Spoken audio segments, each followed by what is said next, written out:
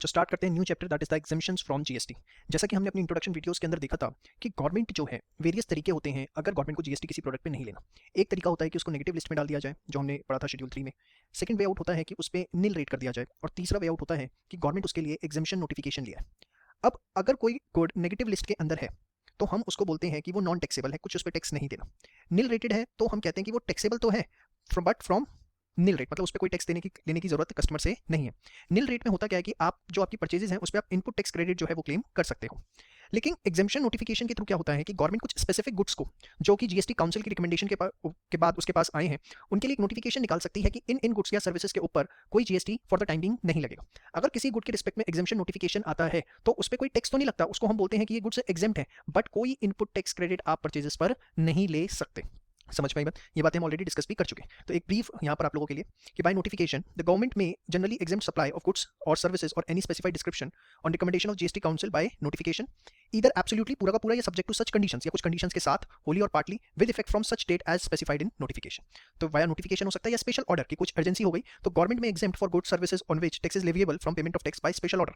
Generally होता है कि सपोज किसी स्टेट में बहुत बाढ़ आ गई, सूखा पड़ गया, वहाँ इमरजेंसी फाइनेंशियल इमरजेंसी की सिचुएशन हो गई है, तो कई बार गवर्नमेंट उस पर्टिकुलर स्टेट के लिए हो सकता है कि भैया क्योंकि यहाँ बाढ़ आ गई है, बिजनेस के बहुत ज्यादा लॉसेज हो गए हैं, तो वहाँ पर हो सकता है कि एक टाइम निकाल दे नोट के लिए नोटिफिकेशन निकाल दे कि इस टाइम से इस टाइम तक वहाँ पे जीएसटी कलेक्ट करने की जरूरत नहीं है, और ये भी होगा on the recommendation of GST council under circumstances of exceptional nature in public interest. ठीक है, तो जस्ट इसको आप नोट कर लीजिएगा, एग्जाम में पूछे जाने के चांसेस तो थोड़े रेयर हैं। इसके बाद बड़े ध्यान से देखिएगा, जब आप बात करते हैं वर्ड एग्जेम्प्ट सप्लाई की, एग्जेम्पशन नोटिफिकेशन अलग चीज है, एग्जेम्प्ट सप्लाई की देखिए इसलिए पढ़ा रहा हूं क्योंकि इसके ऊपर क्वेश्चन आने के चांसेस हैं। 1 मार्क 2 मार्क क्वेश्चन आ सकता है। एग्जेम्प्ट सप्लाई का मतलब जो डिफाइन किया गया एक्ट में, has been defined as supply of any goods और सर्विसेज और both which attract nil rate of tax which may be wholly exempt and non taxable. मतलब कि चाहे वो नेगेटिव लिस्ट में है, चाहे वो नील रेटेड है, चाहे एग्जेम्पशन नोटिफिकेशन है, किसी भी गुड्स या सर्विसेज की सप्लाई तो उसको हम एग्जेम्प्ट सप्लाई बोल देंगे। वैसे एग्जेम्पशन एक बड़ा स्पेसिफिक वर्ड है कि किसी गुड के रिस्पेक्ट में निकलता है और आईटीसी नहीं मिल सकता, लेकिन जो एक्ट के अंदर एग्जेम्प्ट सप्लाई की डेफिनेशन इन्होंने दी है, देखिए एग्जेम्प्टेड गुड्स अलग है, एग्जेम्प्टेड सर्विसेज अलग है, डेफिनेशन एग्जेम्प्ट सप्लाई की है। तो एग्जेम्प्ट सप्लाई की डेफिनेशन के अंदर नील रेटेड गुड्स भी आएंगे, होली एग्जेम्प्ट भी आएंगे, एज वेल एज जो नॉन टैक्सेबल है वो भी आएंगे। बात ध्यान रखिएगा, क्वेश्चन जबरदस्ती फंसा सकता है वो। मैं एग्जेम्प्टेड गुड्स की बात नहीं कर रहा हूँ, एग्जेम्प्टेड सर्विसेज की बात नहीं कर रहा हूँ। एग्जेम्प्टेड गुड्स और सर्विसेज जो है वो एग्जेम्पशन नोटिफिकेशन से ही कवर अप होते हैं, लेकिन एग्जेम्प्टेड सप्लाई एक ब्रॉड वर्ड है जिसके अंदर नील रेटेड, होली एग्जेम्प्ट और नॉन टैक्सेबल तीनों चीजें उसके अंदर कवर अप होंगी। नॉन टैक्सेबल सप्लाई क्या होती है? मींस सप्लाई ऑफ गुड्स और services which is not leviable to under CGST act और अंडर आईजीएसटी एक्ट। ये बात प्लीज इसको ध्यान रखिएगा, इंपॉर्टेंट डेफिनेशन है एग्जेम्प्ट सप्लाई के। एग्जेम्प्टेड गुड्स एंड सर्विसेज अलग होते हैं, वो किससे कवर होंगे? एग्जेम्पशन नोटिफिकेशन से। ठीक है, इसके बाद जीएसटी के अंदर कौन सी आइटम्स को एग्जेम्प्ट किया गया? तो essential goods and services that is public consumption products services have been exempted. Items such as unbranded atta, maida, besan, unpacked food grains, milk, egg, curd, lassi, fresh vegetables are among the items exempted. तो ये पता होना चाहिए, इसके ऊपर आपसे क्वेश्चन पूछा जा सकता है। तो यहाँ से क्वेश्चन पूछा जा सकता है एग्जेम्प्टेड सप्लाई क्या है, ये डेफिनेशन आपको पता होनी चाहिए। ये तीसरा पॉइंट है जो आपको पता होना चाहिए। तीनों पॉइंट बहुत रेलिवेंट जहां से आपसे क्वेश्चन पूछे जा सकते हैं।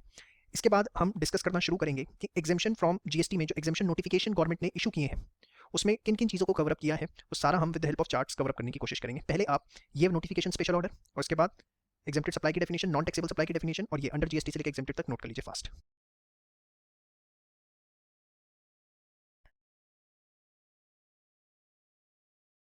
चलिए स्टार्ट करते हैं एग्जेम्पशन नोटिफिकेशन। सबसे पहले है सर्विसेज बाय चैरिटेबल इंस्टीट्यूशन। देखिए अगर चैरिटेबल इंस्टीट्यूशन ने ये चार्ट में से कोई भी सर्विसेज प्रोवाइड करी है तो that is basically exempt from tax. अब ये क्या है सर?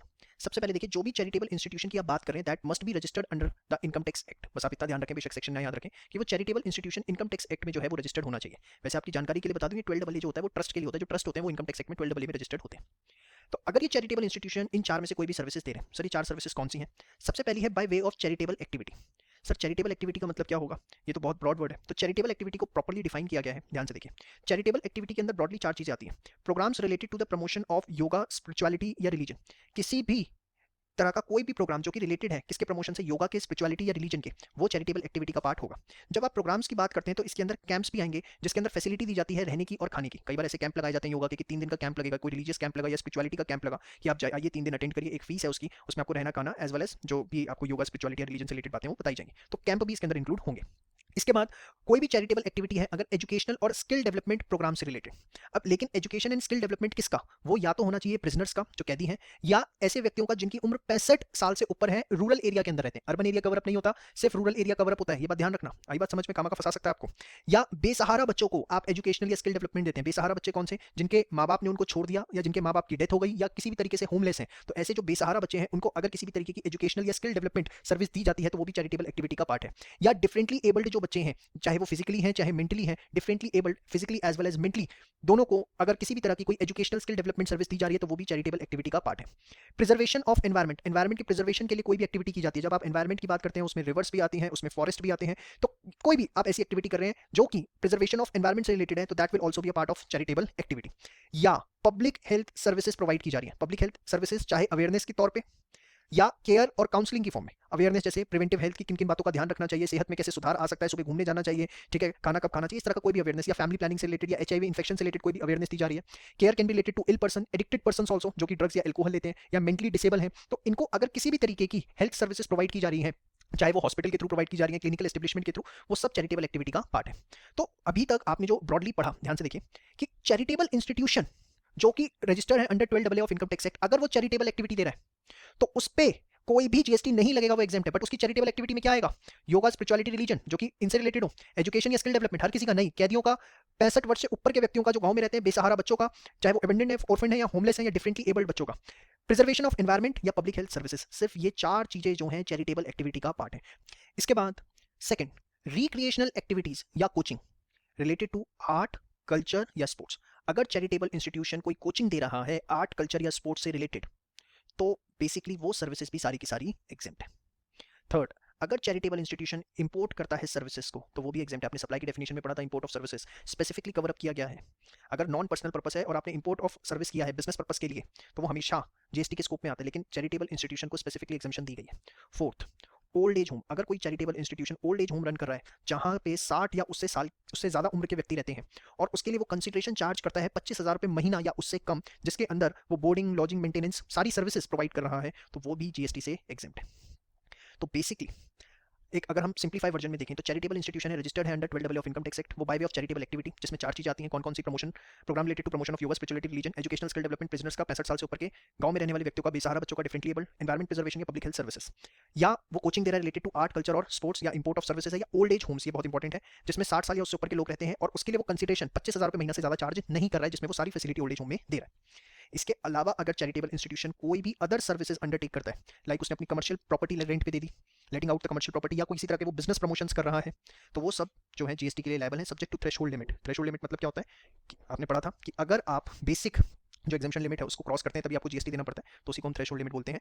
तो बेसिकली चैरिटेबल इंस्टीट्यूशन इन 4 चीजों के अलावा कोई भी सर्विस दे रहा है तो वो जीएसटी के स्कोप के अंदर कवर अप होंगी, लेकिन ये 4 सर्विसेज जो आपने डिस्कस करी यहाँ पर, ये for the time Bing exempt है, और चैरिटेबल एक्टिविटी की डेफिनेशन आपने यहाँ पे देख ली। इसको इसी तरीके से आपने नोट डाउन करना है, फटाफट एक बार इसको सारा का सारा जो है वो नोट डाउन करिए फास्ट। चलिए अब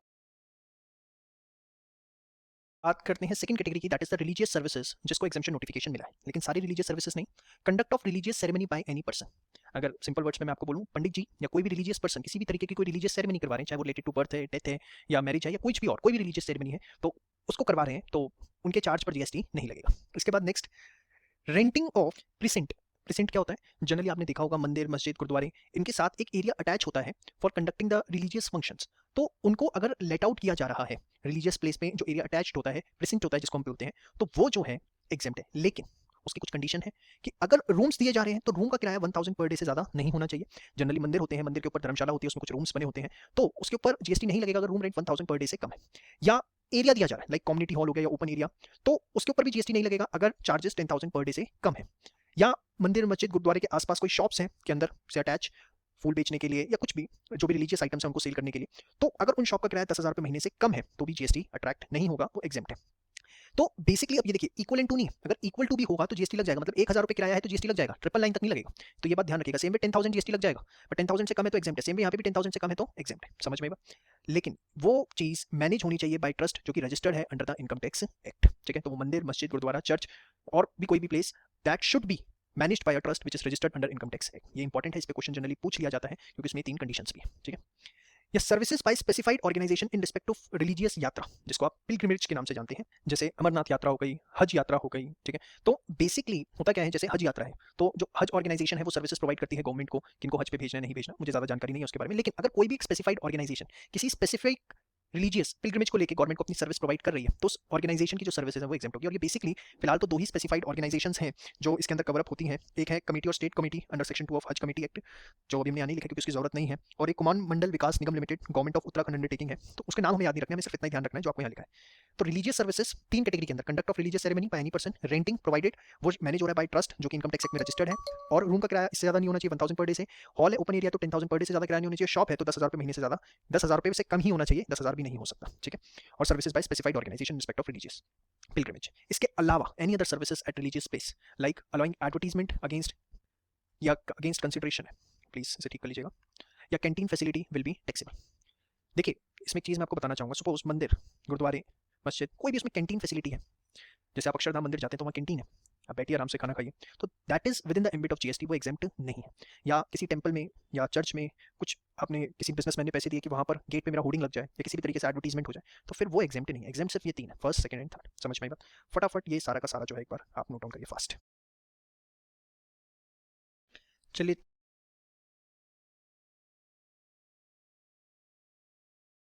थर्ड कैटेगरी पे अपना डिस्कशन करते हैं, that is the agricultural services. देखिए almost all services related to agriculture, agriculture produce and rearing of animals जो है वो एग्जेम्प्ट है। अब एग्रीकल्चर प्रोड्यूस की जब मैं बात करता हूँ इसका मतलब fruit, vegetable, flowers, rearing of animals में गाय, भेड़, भैंस सब आते हैं, इंक्लूडिंग पीसी कल्चर मछली पालन जिसे आप कहते हैं, और सेरीकल्चर जो रेशमी कीड़े होते हैं उनका पालन पोषण, वो भी इसमें कवर अप है।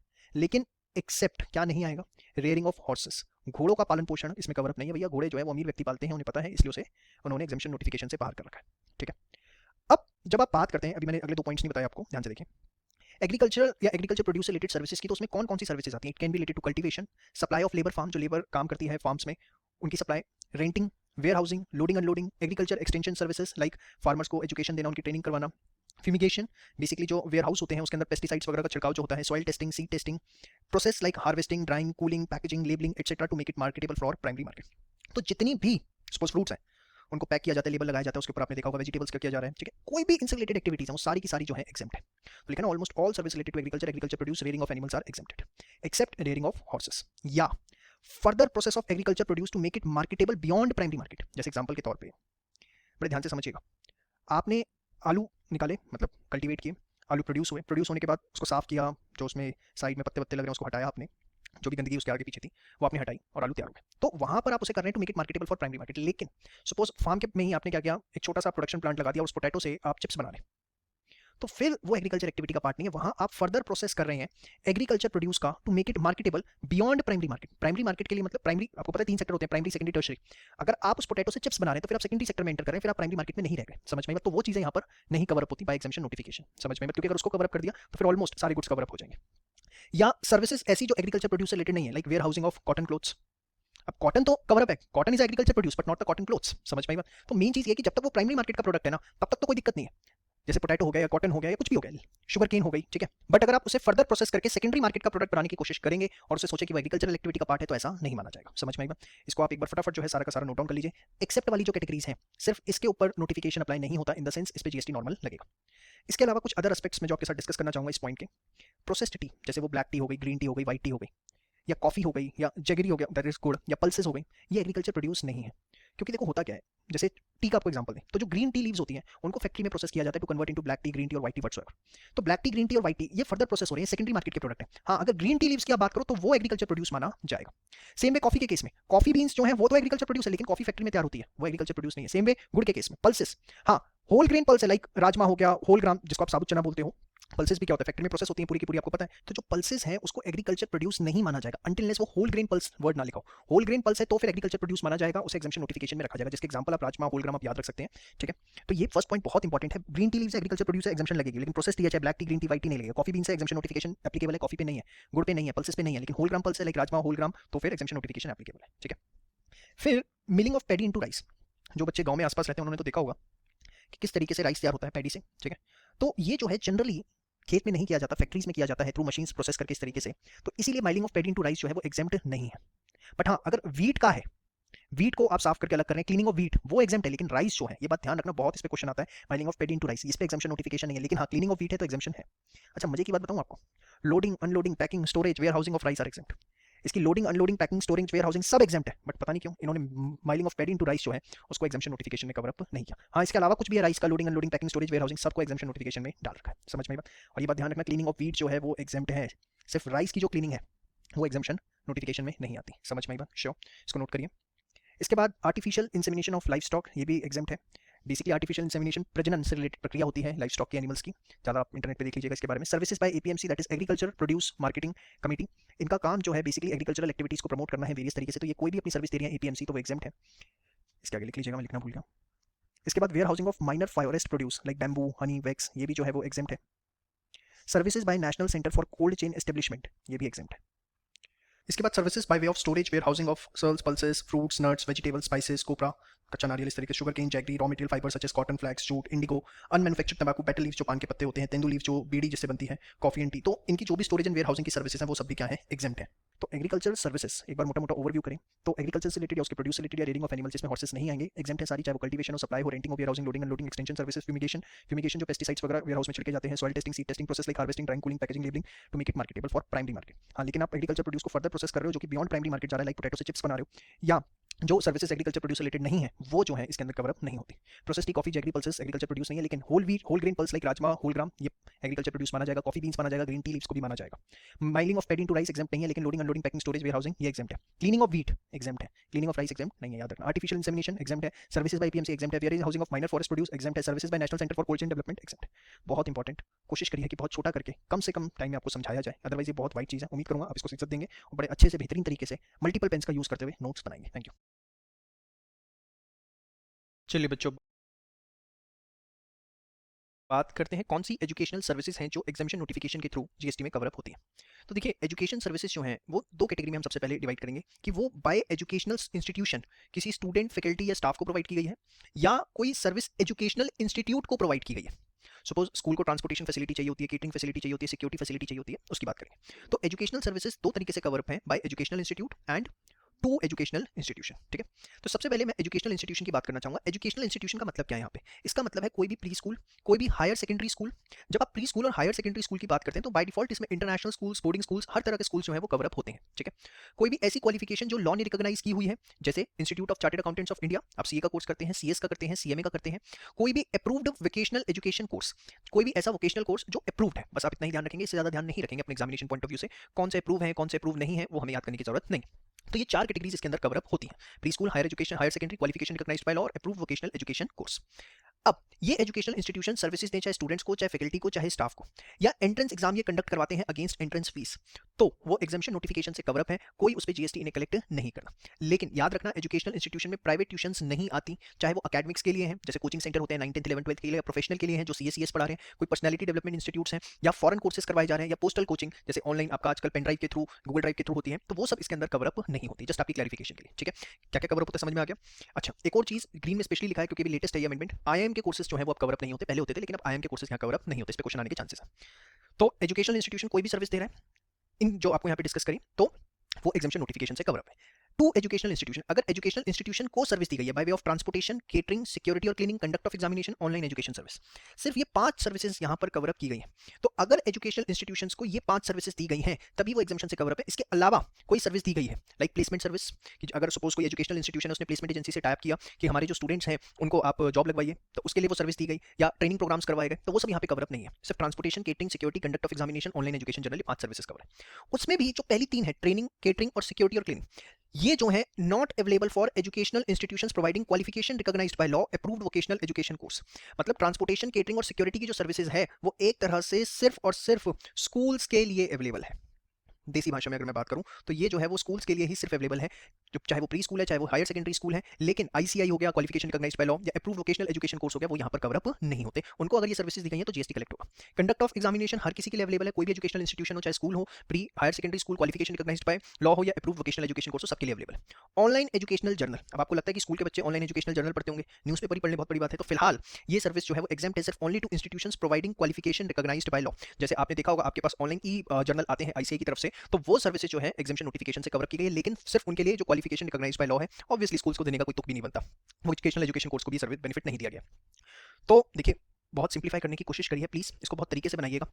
दोबारा से एक बार फटाफट, एजुकेशनल इंस्टीट्यूशन में प्री स्कूल आएंगे, higher secondary qualification recognised by law, approved vocational education course, schools में सारे आएंगे, international boarding school, student faculty staff किसी को भी सर्विस दे, एंट्रेंस एग्जाम करवाए, but private tuitions cover up नहीं होती हैं। 2 एजुकेशनल इंस्टीट्यूशन में सिर्फ 5 सर्विसेज आती हैं, transportation, catering, security, conduct of examination, online education journal, जिसमें ट्रांसपोर्टेशन, केटरिंग, सिक्योरिटी जो है सिर्फ और सिर्फ स्कूल्स को मिलेगी, और कंडक्ट ऑफ एग्जामिनेशन सबको मिलेगा। ऑनलाइन एजुकेशन जर्नल जो है सिर्फ उनको मिलेगा जो providing qualification recognised by law. IIM के लिए एग्जामिनेशन नोटिफिकेशन विड्रॉ चुका है। अच्छा, ये बात ध्यान रखिएगा, यहाँ से 5 सर्विसेज हैं, इसके अलावा कोई भी एजुकेशनल इंस्टीट्यूशन को सर्विस दी गई that would be taxable. So see here any other services to educational institution like placement service, training etcetera are taxable. ठीक है, हाँ, अगर educational institution campus recruitment fees charge करता है, जैसे कंपनी जब कैंपस रिक्रूटमेंट के लिए जाती है तो उससे एजुकेशनल इंस्टीट्यूशन एक फीस चार्ज करते हैं, that is called as campus recruitment fees from prospective employers, तो वो टैक्सेबल है। कॉलेज हॉस्टल मेस है, अगर वो एजुकेशनल इंस्टीट्यूशन खुद अपना रन कर रहा है तो एग्जेम्प्ट होगा, लेकिन अगर कोई थर्ड पर्सन उसे ऑपरेट कर रहा है तो वो टैक्सेबल होगा। कई बार क्या होता है, कॉलेजेस अपनी कैंटीन आउटसोर्स कर देते हैं, तो उस केस के अंदर फिर वो टैक्सेबल होगा, जीएसटी 5% से उस पर कलेक्ट होगा। समझ में आई बात? ये कुछ स्पेशल पॉइंट्स हैं जहां से क्वेश्चन आ सकते हैं, बड़े ध्यान से देखिए। Industrial training institutes, ITI, government के हैं, कोई भी कोर्स प्रोवाइड करें एग्जेम्प्ट है। प्राइवेट है तो अगर वो अप्रूव्ड है एज वोकेशनल एजुकेशन कोर्स और वो सर्विसेज दे रहे हैं related to designated trades, designated trades में क्या आएगा क्या नहीं आएगा आपको अभी नहीं देखना, उसकी लिस्ट आपको नहीं याद करनी, सिर्फ देखना है क्या प्राइवेट जो आईटीआई है वो अप्रूव्ड वोकेशनल एजुकेशन कोर्स और डेजिग्नेटेड ट्रेड से रिलेटेड सर्विसेज दे रही है, यस तो एग्जेम्प्ट है, बाकी अगर है तो वो टैक्सेबल होगा। समझ में आई बात? और इसके बाद अगर नॉन रिकॉग्नाइज्ड क्वालिफिकेशन दी जा रही है विद रिकॉग्नाइज्ड क्वालिफिकेशन, रिकॉग्नाइज्ड मतलब जिस पे एग्जेम्पशन अवेलेबल है। सपोज किसी स्कूल के अंदर कुछ फॉरेन कोर्स प्रोवाइड किया जा रहा है या डांस क्लासेस प्रोवाइड की जा रही हैं अपार्ट फ्रॉम द जो नॉर्मल एजुकेशन दी जाती है सीबीएसई, आईसीएसई, स्टेट बोर्ड के द्वारा जो रिकॉग्नाइज है, या दूसरी एक्टिविटीज करवाई जा रही है, तो हमें देखना है क्या वो मिक्स्ड सप्लाई है, मतलब खामखा आर्टिफिशियल बंडल क्रिएट किया गया, तो उस केस में हाईएस्ट टैक्स रेट। और अगर वो कंपोजिट सप्लाई है, मतलब जरूरी है उन चीज़ों को प्रोवाइड करना, तो फिर एग्जेम्प्ट है, क्योंकि प्रिंसिपल सप्लाई ही एग्जेम्प्ट है। तो यहाँ पर एक बेस्ट एग्जांपल स्कूल्स आते हैं जहाँ पे आपने देखा होगा बच्चों को दूसरी कोकुलर एक्टिविटीज बहुत ज़्यादा करवाई जाती हैं apart from the normal education, तो वो कंपोजिट सप्लाई का ही पार्ट है और वो सारी जो है एग्जेम्प्ट होती है। समझ में आई बात? तो ये सारा अच्छे से बहुत अच्छे से एक बार नोट्स बना लीजिए, उसको तैयार कर लीजिए, बहुत इंपॉर्टेंट है, कुछ भी क्वेश्चन आ सकता है। चलिए बात करते हैं कोर्सेज बाय आईएम, जो कि एजुकेशनल सर्विसेज में हमने देखा था एग्जामिनेशन नोटिफिकेशन जो है उसके लिए एप्लीकेबल नहीं है। अब जो लेटेस्ट अमेंडमेंट है उसके हिसाब से अगर आईएम कोई कोर्स करवा रहा है और वो लॉन्ग ड्यूरेशन का मतलब उसकी ड्यूरेशन 1 साल या उससे ज़्यादा की है, चाहे किसी भी नाम से करवाए, डिप्लोमा के नाम से, पीजी, पोस्ट ग्रेजुएशन के नाम से, व्हाटसोएवर, पर उसकी ड्यूरेशन 1 साल या उससे ज़्यादा होनी चाहिए, तो ही वो एग्जेम्प्ट है। अगर वो शॉर्ट ड्यूरेशन कोर्सेज हैं लेस देन 1 ईयर के, तो फिर वो टैक्सेबल होंगे, क्योंकि बहुत सारे छोटे छोटे कोर्सेज आईएम सब करवाते हैं 3 महीने 6 महीने के, तो वो सब टैक्सेबल है, उस पर जीएसटी लगेगा एट द रेट ऑफ 18% अगर आईजीएसटी है, ठीक है, और अगर सीजीएसटी एसजीएसटी लगना है तो वो 99% से, ठीक है। तो ये इंपॉर्टेंट चीज़ है, इसको आप एक बार नोट डाउन कर लीजिए fast. DG shipping approved maritime courses, तो बेसिकली जो भी डीजी मतलब डायरेक्टर जनरल, तो डायरेक्टर जनरल ऑफ शिपिंग ने अगर कुछ मैरीटाइम कोर्सेज को अप्रूव किया हुआ है और उसकी सर्विसेज प्रोवाइड की जा रही हैं, वो कोर्स की क्वालिफिकेशन प्रोवाइड की जा रही है, तो वो भी एग्जेम्प्ट होगी, कोई उसमें जीएसटी जो है चार्ज नहीं किया जाएगा, that will be exempt. Maritime courses जो है बेसिकली कौन करवाता है? Maritime training institute of India, ठीक है, तो इनके जितने भी कोर्सेज हैं एग्जेम्प्ट होंगे। आइए अब देखते हैं exemption notification related to health care services. तो देखिए कोई भी हॉस्पिटल, क्लिनिक, नर्सिंग होम या कोई भी डायग्नोस्टिक सेंटर किसी भी तरीके की कोई भी हेल्थ केयर सर्विसेज प्रोवाइड कर रहा है तो that is covered by the examination notification. उसमें रूम रेंट भी आता है, फूड भी आता है, ट्रांसपोर्टेशन भी आता है, ऑल सिस्टम ऑफ मेडिसिन, ये नहीं है कि सिर्फ एलोपैथी ही आएगा, योगा का भी हो सकता है, होम्योपैथी से रिलेटेड भी हो सकता है, आयुर्वेदा, यूनानी, सिद्धा, जितने भी सिस्टम्स हैं मेडिसिन के सब इसमें कवर होते हैं, but it shall be recognised with council related to such system. उसकी जो भी काउंसिल है आयुर्वेदा से रिलेटेड या योगा से रिलेटेड उससे वो रिकॉग्नाइज होना चाहिए। तो बहुत ही अच्छी एग्जामिनेशन की कोई भी hospital, clinic, nursing home, diagnostic centre कोई भी मेडिकल ट्रीटमेंट दे रहा है including food, home rent, food, transportation और सारे सिस्टम मेडिसिन के जो है कवर अप किए गए हैं। समझ में? लेकिन हाँ इसमें एक स्पेशल पॉइंट है, हेयर ट्रांसप्लांट, प्लास्टिक सर्जरी या कॉस्मेटिक सर्जरी ये करवाई जाती है। जनरली देखिए ये ट्रीटमेंट पॉइंट ऑफ व्यू से नहीं करवाई जाती, ये सुंदर दिखने के लिए अगर मैं सिंपल वर्ड्स में बोलूँ तो करवाई जाती है अगर, तो फिर वो कवर अप नहीं होते। हाँ except it is undertaken to restore functions of the body due to any surgery. Suppose किसी की बॉडी कहीं से जल गई और उस समय प्लास्टिक सर्जरी करनी पड़ रही है क्योंकि बॉडी नॉर्मल फंक्शन कर सके, तो फिर वो मेडिसिन सिस्टम का पार्ट है, वहाँ पर आप उसे सुंदर दिखने के लिए नहीं कर रहे। तो हेयर ट्रांसप्लांट, प्लास्टिक सर्जरी या कॉस्मेटिक सर्जरी अगर करवाई जा रही है because of any injury then it's okay, but ये इंजरी की वजह से नहीं है, ये सिर्फ सुंदर दिखने के लिए है, तो फिर वो इस एग्जामिनेशन नोटिफिकेशन से कवर अप नहीं होता। इसके अलावा retention money is not liable to GST. Generally आपका जो हॉस्पिटल का बिल आता है उसमें से सारा अमाउंट डॉक्टर्स को नहीं जाता।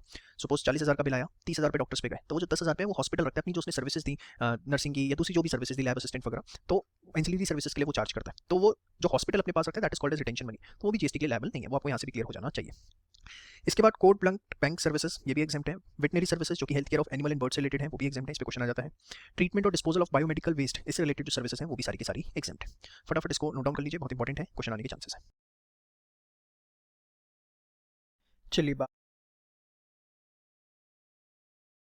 करते हैं सर्विसेज बाय गवर्नमेंट की। देखिए जब हम यहाँ पे गवर्नमेंट की बात करते हैं तो गवर्नमेंट से हमारा मतलब होता है central government, state government, union territory और लोकल अथॉरिटी, ठीक है। अब इनकी जितनी भी सर्विसेज हैं वो सारी की सारी एग्जेम्प्ट नहीं होती।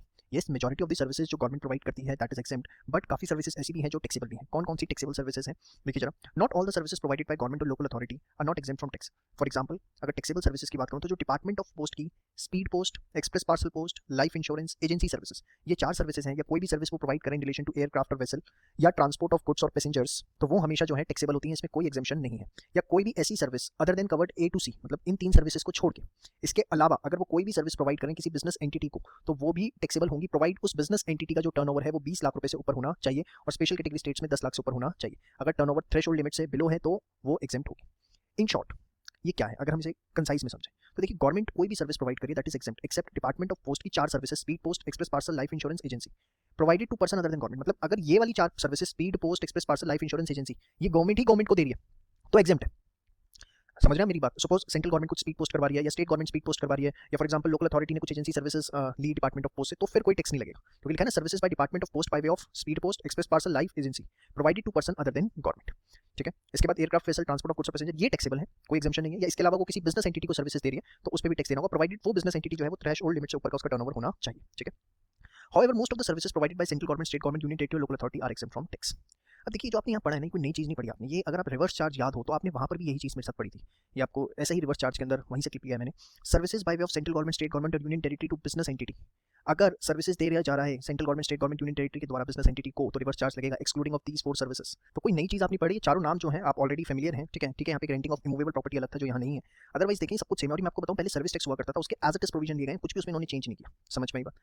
अगर हम एग्जेम्पशन की बात करें, ध्यान से देखिए, तो गवर्नमेंट सर्विसेज अगर रिलेटेड है किसी भी म्युनिसिपैलिटी फंक्शन से, उनके पंचायत फंक्शन या सॉवरेन फंक्शन जो कॉन्स्टिट्यूशन ऑफ इंडिया के हिसाब से सिर्फ गवर्नमेंट ही कर सकती है, तो वो सारे के सारे एग्जेम्प्ट है। या गवर्नमेंट, सेंट्रल गवर्नमेंट या स्टेट गवर्नमेंट कोई ओल्ड एज होम चला रही है, लोकल अथॉरिटी नहीं, सेंट्रल गवर्नमेंट या स्टेट गवर्नमेंट, जिसके अंदर 60 साल या उससे ऊपर के लोग रहते हैं और उसके लिए कंसिडरेशन 25,000 रुपये महीने से कम चार्ज की जा रही है, इंक्लूडिंग बोर्डिंग, लॉजिंग और मेंटेनेंस। सर ये तो एकदम सेम है जो आपने चैरिटेबल इंस्टीट्यूशन में पढ़ाया था। जी हाँ, एकदम सेम है। वही चीज़ अगर सेंट्रल गवर्नमेंट, स्टेट गवर्नमेंट भी कर रही है तो भी एग्जेम्प्ट होगा। इशुएंस ऑफ पासपोर्ट, ये भी एग्जेम्प्ट है। उसके बाद देखो, डिपार्टमेंट ऑफ पोस्ट की सिर्फ जो 4 सर्विसेज हैं that is speed post, express parcel, life insurance, agency services, सिर्फ ये 4 सर्विसेज के ऊपर जीएसटी एप्लीकेबल है। इसके अलावा कोई भी सर्विस है, basic mail service like post card, inland book post, registered post, money order, savings account, postal order, pension payment, या कोई भी service department of post provide करता है इसके अलावा, तो वो एग्जेम्प्ट है। ये जानबूझ के आपको लिस्ट दे दिया ताकि आप कंफ्यूज ना हो जाए। ध्यान रखिएगा, सिर्फ 4 ऐसी सर्विसेज हैं। कौन कौन सी? Speed post, express parcel, life insurance और एजेंसी, जो डिपार्टमेंट ऑफ पोस्ट देता है तो जीएसटी उस पर एप्लीकेबल है, उसके अलावा जीएसटी एप्लीकेबल नहीं। और वो सर्विसेज भी अगर वो गवर्नमेंट को दे रहा है तो उस पर भी जीएसटी नहीं लगेगा। याद हो गया अब तो तुम्हें, इतनी बार बोला मैंने जानबूझ के। एयरक्राफ्ट वेसल से रिलेटेड है तो जीएसटी लगेगा, ट्रांसपोर्ट ऑफ गुड और पैसेंजर से रिलेटेड जीएसटी लगेगा, बिजनेस एंटिटी को दे रहा है तो जीएसटी लगेगा, प्रोवाइडेड उसका टर्नओवर थ्रेशोल्ड लिमिट से ऊपर। चलो याद हो गया तुम्हें 101%। इसको आप पहले नोट करना। चलिए इस पे आते हैं वापस। देखिए, services by way of tolerating non performance of contract. Suppose government ने कोई रोड बनाने का प्रोजेक्ट दिया था, हाईवे बनाने का, सामने वाली जो कंपनी वो पूरा नहीं कर पाई, उससे डैमेजेस लिए, उसके लिए फाइन लिया, या कोई भी फाइन गवर्नमेंट कलेक्ट करती है किसी भी तरीके का, किसी भी लॉ में, आपने ट्रैफिक तोड़ा, उसका चालान आपको देना पड़ा, कुछ भी किसी भी तरह का डैमेज फाइन गवर्नमेंट कलेक्ट कर रही है तो उसके ऊपर जीएसटी नहीं लगेगा। ठीक है, general insurance services government provide कर रही है। ठीक है, चाहे उसका इंश्योरेंस प्रीमियम गवर्नमेंट पे करे या इंप्लॉइज पे करे, डजंट मैटर, सर्विस कौन प्रोवाइड कर रहा है? By government. General insurance services अगर गवर्नमेंट प्रोवाइड कर रही है, किसको प्रोवाइड कर रही है? अपने इंप्लॉइज को, तो वो एग्जेम्प्ट होगा। समझ में आई बात? श्योर। इसके बाद guarantee of loans taken by government undertakings और पब्लिक सेक्टर यूनिट्स। गवर्नमेंट ने गारंटी दी है लोन्स की, वो लोन्स जो के लिए किसने? किसी गवर्नमेंट अंडरटेकिंग ने या पब्लिक सेक्टर यूनिट ने, किसी बैंकिंग कंपनी या फाइनेंशियल इंस्टीट्यूशन से, उसकी गारंटी कौन दे रहा है? कोई गवर्नमेंट दे रही है, चाहे स्टेट गवर्नमेंट, चाहे सेंट्रल गवर्नमेंट, चाहे यूनियन टेरिटरी, ठीक है, या लोकल अथॉरिटी। तो एक तरह से गवर्नमेंट अपनी सर्विसेज देनी है, क्योंकि किसी के लोन की गारंटी देना भी एक सर्विस है। ठीक है, तो अगर कोई गवर्नमेंट अंडरटेकिंग या पीएसयू है, उसके लोन की guarantee central government, state government, union territory, local authority ने दी है, और वो लोन किसी बैंकिंग कंपनी या फाइनेंशियल इंस्टीट्यूशन से लिया गया है, तो वो एग्जेम्प्ट है। ये बड़ा इंपॉर्टेंट है, इसके ऊपर इस बार क्वेश्चन आने के चांसेस बहुत ज्यादा है। याद रखना कि सिर्फ गवर्नमेंट अंडरटेकिंग और पीएसयू के लोन की गारंटी, नो अदर बिजनेस। मतलब सपोज कोई प्राइवेट बिजनेस है, ठीक है, और उसकी गारंटी गवर्नमेंट ने दी है, तो फिर वो यहाँ पर कवर अप नहीं होगा। ये आपके लिए लिखते हैं guarantee of private businesses are not covered here. तो देखिए, पूरी की पूरी एक लिस्ट आपको दे दी है और बड़े सिंप्लीफाई वे में दी है। आप देखिए, अभी तक जितना आपने पढ़ा, उसे आप कंबाइन करें। डिपार्टमेंट ऑफ पोस्ट की 4 सर्विसेज हैं, हमेशा टैक्सेबल होंगी, बट अगर वो सर्विस गवर्नमेंट को दी जा रही है तो टैक्सेबल नहीं होगी। एयरक्राफ्ट वेसल से रिलेटेड, ट्रांसपोर्ट ऑफ गुड और पैसेंजर, ऑलवेज टैक्सेबल। गवर्नमेंट किसी बिजनेस एंटिटी को कोई सर्विस दे रही है जिसका टर्नओवर थ्रेशोल्ड लिमिट से ऊपर है, टैक्सेबल। कौन सी नहीं है? Municipality function, panchayat, sovereign function exempt, old age homes same, charitable institution वाला exempt, issuance of passport exempt, department of post की कोई भी और सर्विस, ये सब मैंने नाम लिख दिया, रटना मत, एक बार लिख भी लोगे ना हो जाएगा, आपको याद होना चाहिए। वो 4 सर्विस टैक्सेबल है, बाकी सारी एग्जेम्प्ट है। इसके बाद कोई भी फाइन गवर्नमेंट कलेक्ट करिए किसी भी तरीके से, तो वो एग्जेम्प्ट। जनरल इंश्योरेंस सर्विस अपने एम्प्लॉइज को दे रही है, वो एग्जेम्प्ट। और सबसे ज्यादा इंपॉर्टेंट, जिस पे क्वेश्चन आने के चांसेस सबसे ज्यादा, गारंटी ऑफ लोन, जो कि गवर्नमेंट नहीं दिया, किसी गवर्नमेंट कंपनी की, पब्लिक सेक्टर यूनिट की, जो कि लोन लिया गया बैंकिंग कंपनी या फाइनेंशियल इंस्टीट्यूशन से, तो वो एग्जेम्प्ट है। लेकिन हाँ, यही गारंटी किसी प्राइवेट बिजनेस के रिस्पेक्ट में गवर्नमेंट ने दी है, तो वो एग्जेम्प्ट नहीं होगा, वो टैक्सेबल होगा। समझ में आई बात? श्योर। इसके बाद अगर हम कुछ स्पेशल पॉइंट्स की बात करें, services provided by central government, state government, union territory, local authority to each other is exempt. Suppose central government state government को कोई सर्विस देती है, या स्टेट गवर्नमेंट किसी एक स्टेट गवर्नमेंट ने दूसरे स्टेट गवर्नमेंट को कोई सर्विस दी। Let us take an example, Gujarat के अंदर दिल्ली से कुछ डॉक्टर्स भेजे गए या टीचर्स भेजे गए, तो एक स्टेट गवर्नमेंट दूसरी स्टेट गवर्नमेंट को सर्विस दे रही है, तो वो सब एग्जेम्प्ट है। ठीक है, services provided by central government, state government, union territory where consideration for such services does not exceed ₹5,000 in a financial year. ये क्या है ध्यान से देखिए, ये तो था फर्स्ट वाला कि central government, state government, union territory आपस में एक दूसरे को सर्विस दे रहे हैं। सेकंड क्या है कि अगर ये सर्विस दे रहे हैं कोई और कंसिडरेशन ₹5,000 से ज्यादा इन अ फाइनेंशियल ईयर नहीं है तो उसको वैसे ही एग्जेम्प्ट कर दिया गया है। समझ में आई बात? ये किसी भी बिजनेस यूनिट को हो सकती है, किसी को भी हो सकती है, बट ₹5,000 से ऊपर in a financial year central government, state government उसके लिए चार्ज ना करें। Services by way of registration under any law, testing, safety check etcetera, जैसे ट्रांसपोर्ट डिपार्टमेंट से आप लाइसेंस इशू करवाते हो, टेस्टिंग होती है, रिन्यूअल ऑफ लाइसेंस होते हैं, सेफ्टी चेक्स होते हैं, फायर डिपार्टमेंट के सेफ्टी चेक्स होते हैं, तो वो सर्विसेज सारी एग्जेम्प्ट है। 3 पॉइंट समझ में आ गए? ये स्पेशल पॉइंट्स बहुत इंपॉर्टेंट है, ध्यान से देखिए। उसके बाद right to use natural resources. देखिए गवर्नमेंट जो है वो लाइसेंस प्रोवाइड करती है जिसके थ्रू जो बेसिकली प्राइवेट एंटरप्रेन्योर्स हैं वो नेचुरल रिसोर्सेज को यूज करते हैं और उसके बदले में रॉयल्टी देते हैं गवर्नमेंट को, ठीक है? तो वो टैक्सेबल है, वो एक तरह से पूरा टैक्सेबल है। लेकिन अगर ये राइट्स दिए गए थे 1 अप्रैल 2016 से पहले तो वो एग्जेम्प्ट है, या किसी इंडिविजुअल फार्मर को दिया गया कोई right for the purpose of agriculture तो एग्जेम्प्ट है। जैसे नदियां जो होती हैं तो उसके अंदर बेसिकली मछली पकड़ने के राइट्स दिए जाते हैं कि इस एरिया से इस एरिया के बीच में आप मछली पकड़ सकते हो, इतनी मछलियां पकड़ सकते हो, सबके लाइसेंस मिलते हैं बेसिकली। तो कोई देखो, जब आप बात करते हो ना right to use natural resources, ये मत सोचो कि सिर्फ उसके अंदर कोल ही आता है या ऑयल ही आता है, किसी नेचुरल रिसोर्स में कोई भी चीज आती है तो उसको यूज करने की अगर गवर्नमेंट लाइसेंस देती है, जैसे मैंने आपको नदियों का एग्जांपल दिया, नदियां तालाब होते हैं, इनके लाइसेंस दिए जाते हैं कि इस तालाब से मछलियां कौन निकाल सकता है, कौन उसको टेक केयर करेगा, सब लाइसेंस दिए जाते हैं, उसके लिए गवर्नमेंट रॉयल्टी लेती है बकायदा। तो अगर वो किसी इंडिविजुअल फार्मर को दिया गया for the purpose of agriculture तो एग्जेम्प्ट है, या अगर वो राइट दिया गया था 1 अप्रैल 2016 से पहले तो एग्जेम्प्ट है। वेरी इंपॉर्टेंट, इसलिए मैंने डिफरेंट पेन भी यहाँ यूज किया। समझ में आई बात? शो। इसके बाद है मर्चेंट ओवर टाइम चार्जेस। ये क्या होते हैं बेसिकली? इसके अंदर स्टेट गवर्नमेंट या सेंट्रल गवर्नमेंट जो है अपने ऑफिसर्स को भेजती है आफ्टर ऑफिशियल आवर्स या हॉलीडेज में कि वो जाकर जो इंपोर्ट एक्सपोर्ट से रिलेटेड कार्गो है उनकी चेकिंग करें, और उसके लिए वो पेमेंट चार्ज करती है मर्चेंट ओवर टाइम चार्जेस के नाम से। ठीक है, इसे आप कस्टम में पढ़ेंगे, कस्टम एक्ट जब आप पढ़ेंगे आगे हायर लेवल पे तो सिंपल अभी आपको इतना ध्यान रखना है, अगर मर्चेंट ओवर टाइम चार्जेस जो कि इंपोर्ट एक्सपोर्ट कार्गो की इंस्पेक्शन से रिलेटेड होते हैं वो एग्जेम्प्ट है। समझ में आई बात? आपकी रेफरेंस के लिए लिख दे, चेक कर लीजिएगा। इसके बाद नेक्स्ट है state government services to access royalty collection contractor, ERCC जिनको बोला जाता है। इसमें स्टेट गवर्नमेंट क्या करती है, अपने रॉयल्टी कलेक्ट करने का जो राइट है वो दे देती है ईआरसीसी को। तो यहाँ पर एक तरह से गवर्नमेंट सर्विस दे रही है कि आप हमारे बिहाफ पर ये रॉयल्टी कलेक्ट करें, ठीक है? तो वो एग्जेम्प्ट है subject to specified conditions. Conditions में जाने की हमें भी जरूरत नहीं है। तो मोटा मोटा देखिए बहुत बड़ा प्रोविजन है, जिसे भगवान की तरह से कोशिश करिए कि बहुत अच्छे से सिंप्लीफाई किया जाए, अदरवाइज आप देखेंगे बुक में बहुत हाईली आप कह सकते हैं टाइम कंज्यूमिंग प्रोविजन है ये। तो इसको आप प्लीज ये वाला पार्ट नोट करने की जरूरत नहीं है, जस्ट रेफरेंस लेता है ये वाला पूरा पार्ट, ये पूरा चार्ट और स्पेशल पॉइंट नोट डाउन कर लीजिए फास्ट। चलिए बच्चों, अब बात करते हैं exemption related to services to government. देखिए साफ साफ सिर्फ सर्विसेज कवर्ड है, ना कि goods.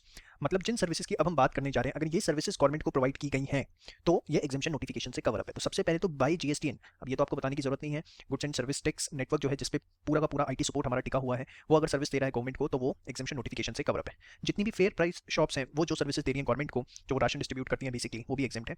Under any insurance scheme for which the premium is paid by government, कोई भी ऐसी इंश्योरेंस स्कीम जिसका गवर्नमेंट प्रीमियम पे कर रही है, मतलब गवर्नमेंट को सर्विसेज दी जा रही है बाय द इंश्योरेंस कंपनी, तो वो भी एग्जेम्प्ट है।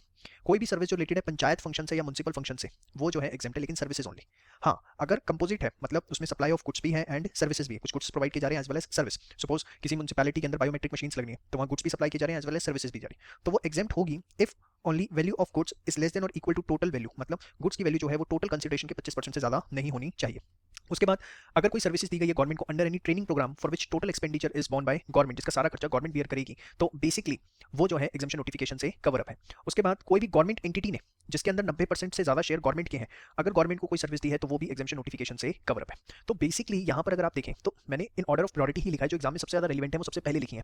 जीएसटीएन, फेयर प्राइस शॉप्स, कोई भी इंश्योरेंस स्कीम जिसका प्रीमियम गवर्नमेंट पे कर रही है, पंचायत फंक्शन, म्युनिसिपल फंक्शन लेकिन सर्विसेज, गुड्स एंड सर्विसेज है तो गुड्स की वैल्यू 25% से ज्यादा नहीं होनी चाहिए। उसके बाद कोई भी ट्रेनिंग प्रोग्राम के लिए अगर गवर्नमेंट को सर्विस दी गई, फॉर एग्जांपल अगर मैं सिंपल सा दूं, सपोज गवर्नमेंट ने किसी सीए फर्म को हायर किया कि आप हमारे इनडायरेक्ट टैक्स में जितने भी ऑफिसर्स हैं उनको जीएसटी के बारे में एक्सप्लेनेशन दे, ट्रेनिंग दे, तो एक तरह से गवर्नमेंट को सर्विसेज दी जा रही है, तो वो भी एग्जेम्पशन नोटिफिकेशन से कवर अप है। या कोई भी गवर्नमेंट एंटिटी जिसमें 90% शेयर किसके गवर्नमेंट के, अगर वही गवर्नमेंट को सर्विस दे रही है तो उसे भी एग्जेम्पशन में रख दे। तो याद रखिएगा only supply of goods are covered, not the goods. सिर्फ इतना आपको करना है, इसको फटाफट अच्छे से एक बार बना लीजिए फास्ट। चलिए नेक्स्ट कंस्ट्रक्शन सर्विसेज। तो कंस्ट्रक्शन सर्विसेज को लेके क्या एग्जेम्पशन नोटिफिकेशन है, ध्यान से देखिए।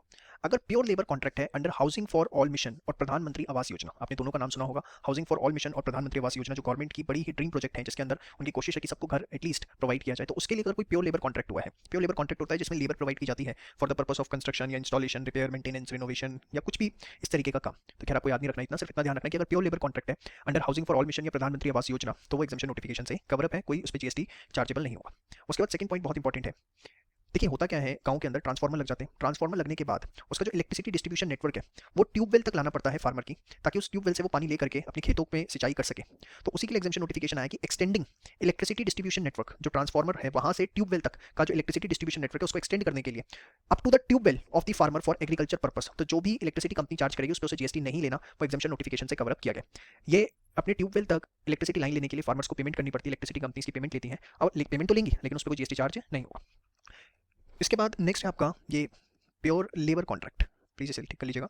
Pure labour contract related to single residential unit. अगर सिंगल रेजिडेंशियल यूनिट से रिलेटेड है कोई लेबर कॉन्ट्रैक्ट तो वो भी एग्जेम्प्ट है। नॉट रेजिडेंशियल जिसमें मल्टीपल बिल्डिंग्स आप बनाते हैं, सिंगल रेजिडेंशियल यूनिट है तो उससे रिलेटेड अगर प्योर लेबर कॉन्ट्रैक्ट है तो वो भी एग्जेम्पशन नोटिफिकेशन से कवर अप है। तो प्योर लेबर कॉन्ट्रैक्ट 3 जगह एग्जेम्पशन है, हाउसिंग फॉर ऑल, प्रधानमंत्री आवास योजना या सिंगल रेजिडेंशियल, या इसके बाद इलेक्ट्रिसिटी डिस्ट्रीब्यूशन नेटवर्क अगर ट्यूबवेल तक लाया जा रहा है फार्मर की, जो कि उसे एग्रीकल्चर पर्पस के लिए यूज करेगा। ठीक है, फटाफट इसको एक बार नोट कर लीजिएगा और यहाँ पर प्योर लेबर कॉन्ट्रैक्ट जो है वो लिख लीजिएगा। समझ में आई बात? श्योर। चलिए बच्चों, बात करते हैं पैसेंजर ट्रांसपोर्टेशन सर्विसेज से रिलेटेड जो एग्जेम्पशन नोटिफिकेशन है। बड़ा ही सिंपल। सबसे पहले हम बात करते हैं बाय एयर। देखिए बाय एयर से रिलेटेड 2 एग्जेम्पशन नोटिफिकेशन है। सबसे पहली जो नॉर्थ ईस्ट के स्टेट्स हैं, दैट इज अरुणाचल प्रदेश, असम, मणिपुर, मेघालय, मिजोरम, नागालैंड, सिक्किम, त्रिपुरा और बाग डोगरा वेस्ट बंगाल में आता है जो कि, तो यहां से अगर कोई भी प्लेन टेक ऑफ करता है या यहां पर कोई भी प्लेन लैंड करता है, एम्बार्किंग फ्रॉम मतलब टेक ऑफ करना, टर्मिनेटिंग इन मतलब लैंड करता है, तो कोई भी पैसेंजर प्लेन, बेसिकली प्लेन से मेरा मतलब है, तो कोई भी फ्लाइट यहाँ से टेक ऑफ या लैंड करती है तो वो बेसिकली जीएसटी एग्जेम्पशन नोटिफिकेशन में कवर अप होती है। मतलब उस फ्लाइट टिकट पे कोई जीएसटी चार्ज नहीं होगा। समझ में आई बात? या तो वो इन स्टेट्स में लैंड करनी चाहिए, टेक ऑफ। सपोज दिल्ली से बागडोगरा की फ्लाइट है, कोई जीएसटी नहीं लगेगा। बागडोगरा से मुंबई की फ्लाइट है, कोई जीएसटी नहीं लगेगा। तो कोई भी एक चीज होनी चाहिए, तो लैंड या take off. Second by air से रिलेटेड जो है, एक है वायबिलिटी गैप फंडिंग। बेसिकली जो हमारे प्राइम मिनिस्टर है उनका एक प्रोजेक्ट था जो आपने सुना भी होगा कि जो हवाई चप्पल भी पहनते हैं वो हवाई यात्रा कर सकें। तो उसके लिए उन्होंने रीजनल कनेक्टिविटी स्कीम स्टार्ट की थी, जिसके अंदर ऐसे रूट्स के ऊपर फ्लाइट्स चलाई गई थी जिनका जो ट्रैवलिंग टाइम है 1 घंटे से तक का होगा मैक्सिमम, या 1 घंटे से कम होगा, और उस पर कैपिंग लगा दी गई थी कि एयरलाइन जो है 2500 रुपये से ऊपर फ्लाइट के चार्जेस नहीं रख सकती। तो एयरलाइंस को पुश करने के लिए कि वो इन रूट्स के ऊपर अपनी फ्लाइट्स चलाएं और उनको जो लॉसेस हो रहे हैं उसको सपोर्ट देने के लिए viability gap funding central government provide करती है, provided by government to airlines against services of embarking और terminating at airports covered by regional connectivity schemes. इसमें छोटे छोटे सिटीज टाउन्स जो टियर 2 हैं उनको कनेक्ट किया जा रहा है। ठीक है, तो ये बाय एयर से रिलेटेड 2 हैं जिस पे एग्जेम्पशन नोटिफिकेशन अप्लाई होता है। फिर बात आती है रेलवे की। तो रेलवे में अदर देन फर्स्ट क्लास और air condition coach, simple words में अगर मैं बोलूं तो एयर कंडीशन कोच जितने भी हैं, अगर आप उससे ट्रैवलिंग कर रहे हैं तो जीएसटी का बेनिफिट नहीं मिलेगा, एग्जेम्पशन नोटिफिकेशन से कवर अप नहीं होता। लेकिन अगर आप स्लीपर क्लास, जनरल क्लास या कोई और टिकट लेते हैं रेलवे का तो फिर एग्जेम्पशन नोटिफिकेशन अप्लाई होता है, कोई जीएसटी चार्ज नहीं किया जाएगा। इसके बाद मेट्रो, मोनोरेल, ट्रामवे, कोई जीएसटी चार्ज नहीं किया जाएगा। लेकिन रोप पे यहाँ नहीं लिखा हुआ, मतलब रोप पे जो है वो टैक्सेबल है। ट्रांसपोर्ट ऑफ पैसेंजर्स बाय रोप पे इज बेसिकली टैक्सेबल, ये मैंने थर्ड पॉइंट यहाँ पर लिख दिया। समझ में आई बात? तो सिर्फ मेट्रो, मोनोरेल एंड ट्रामवे ये जो है आपका एग्जेम्प्टेड। ट्रामवे क्या होता है, अगर आपने देखा हो रोड पे पटरी बिछी होती है, ट्रेन चल रही होती है, दिल्ली में थी, अब सिर्फ कैलकाटा के अंदर है फिलहाल तो इंडिया में। उसके बाद इनलैंड वाटरवेज के थ्रू पब्लिक ट्रांसपोर्ट हो रहा है, या मैं सिंपल वर्ड्स में बोलूँ तो public transport in a vessel. कोई भी वेसल में पब्लिक ट्रांसपोर्ट हो रहा है बट वो टूरिज्म पर्पस के लिए नहीं होना चाहिए। जैसे इस तरह के जो शिप्स होते हैं वो टूरिज्म पर्पस के लिए यूज होते हैं, जिसे लोग हायर करते हैं।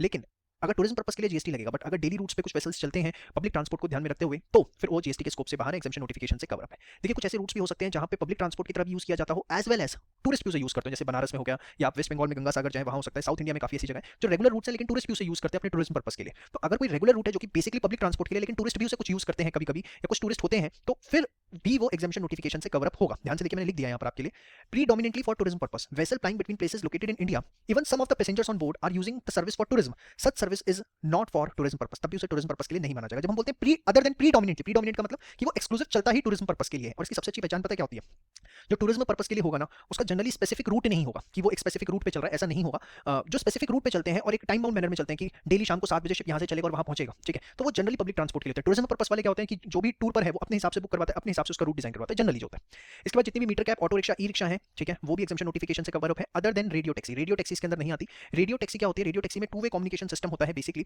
जिसके अंदर सेंट्रल ऑफिस से रेड टैक्सी को मॉनिटर किया जाता है थ्रू जीपीएस सिस्टम, ठीक है, तो वो इसके अंदर कवर अप नहीं होती। मतलब उबर, ओला जो है वो टैक्सेबल है, उस पर जीएसटी चार्ज होगा। समझ में आएगा? मीटर कैप अलग होती हैं, आपने मीटर कैप्स देखी होंगी, जो बेसिकली मीटर लगा होता है और जैसे आप बैठते हैं वो मीटर ऑन कर देता है। लेकिन रेडियो टैक्सी एक अलग है जिसके अंदर 2 वे रेडियो कम्युनिकेशन सिस्टम होता है, सेंट्रल कंट्रोल ऑफिस से through GPS, that is global positioning system के थ्रू ऑपरेट हो रहा होता है। रेडियो टैक्सी जो है वो टैक्सेबल है। समझ में आएगा?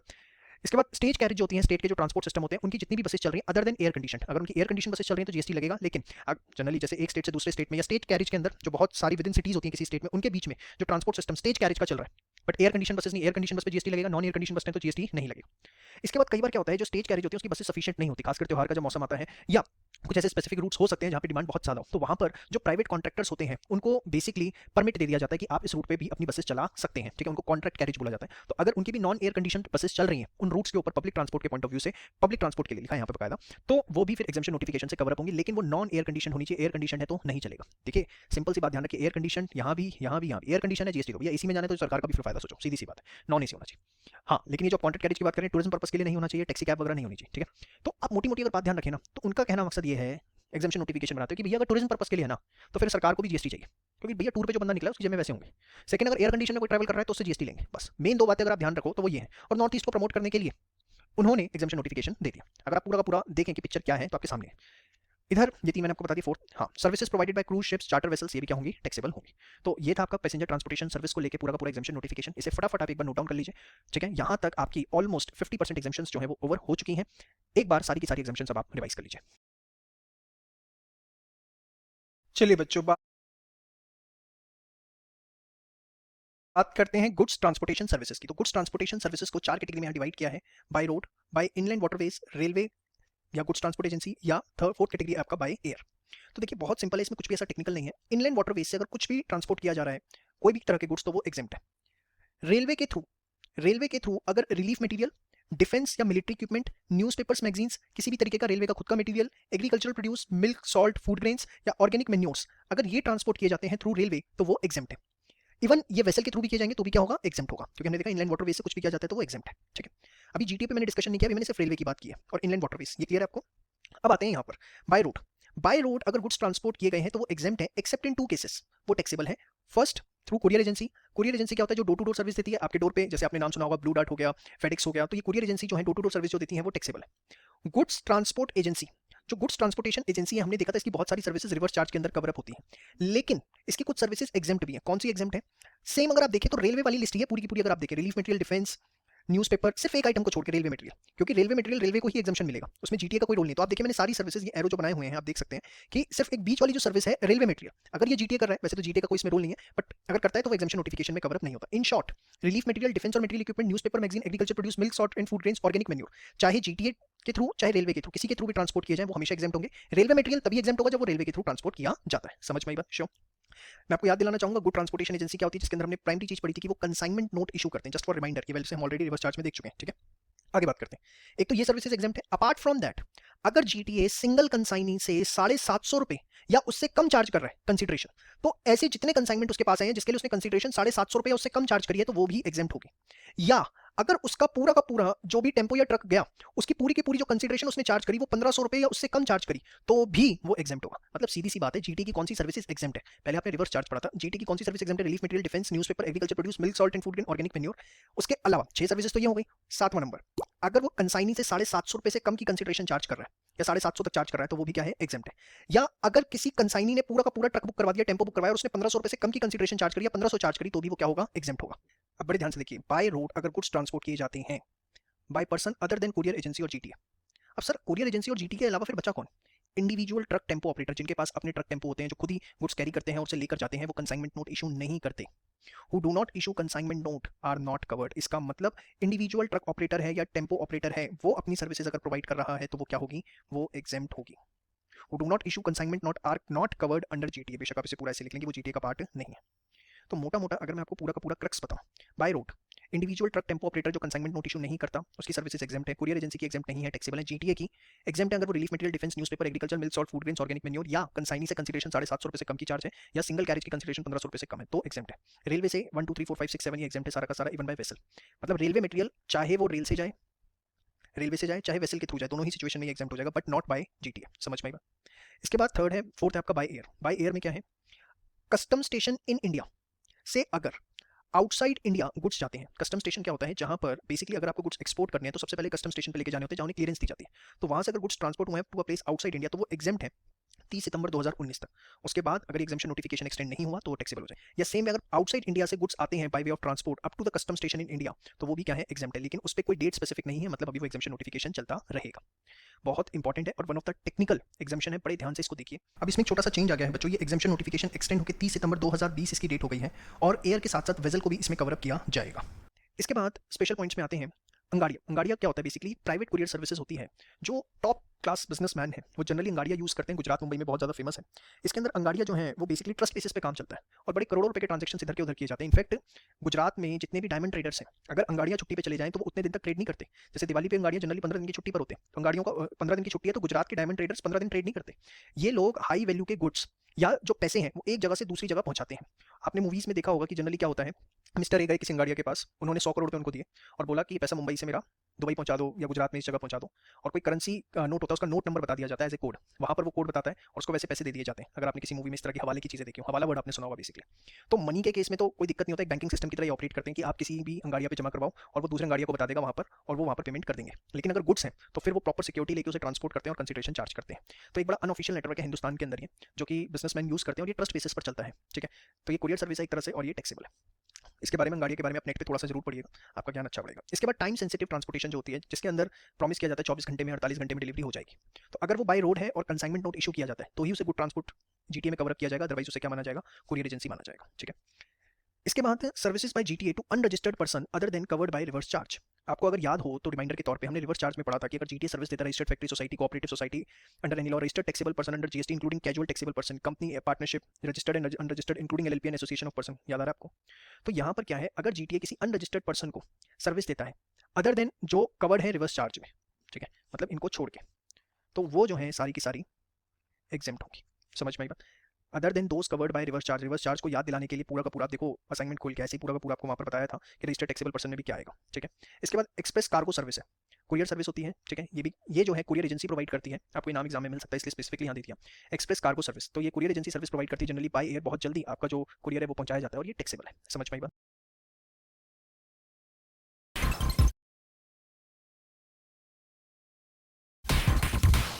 आइए स्टूडेंट्स बात करते हैं एग्जामिशन चैप्टर में आई आपकी अमेंडमेंट्स की। तो देखिए बाय एयर और वेसल के थ्रू अगर ट्रांसपोर्टेशन की सर्विस प्रोवाइड की जाती है गुड्स के रिस्पेक्ट में, तो आपने देखा था कि 30 सितंबर 2019 जिसको बाद में 30 सितंबर 2020 तक एक्सटेंड किया गया था, अब इस डेट को एक्सटेंड कर दिया गया, देखिए 30 सितंबर 2021 तक। तो आप यहाँ पर 2021 नोट कर लेंगे। इसी के साथ एक छोटी सी अमेंडमेंट आपकी आई है, ये देखिए एक नई सर्विस को ऐड किया गया है एग्जामिशंस के अंदर। एंट्री नंबर 19C की मदद से क्या देखिए सर्विस ऐड की गई है, satellite launch service supplied by Indian space research Organisation, Antrix Corporation Limited और New Space India Limited are exempt. देखिए इस एग्जामिशन को लाने के पीछे का लॉजिक क्या है, अब आप लोगों ने पढ़ा होगा, सुना होगा और देखा भी होगा ऐसा कि प्राइवेट सेक्टर्स भी अपनी सैटेलाइट लॉन्च कर सकते हैं। तो अगर Indian space research organisation, ISRO जिसे कहते हैं, वो ये सर्विस प्रोवाइड करता है किसी को कि वो अपनी सैटेलाइट उनके स्टेशन से लॉन्च कर सकता है, तो उसके ऊपर किसी भी प्रकार का कोई जीएसटी चार्ज नहीं किया जाएगा। तो इस एक पॉइंट को नोट कीजिए, इंपॉर्टेंट पॉइंट है आपका। तो ये छोटी छोटी दो अमेंडमेंट्स एग्जामिशन चैप्टर के अंदर आपकी आई हैं, इन दोनों को नोट कर लीजिए। Thank you so much.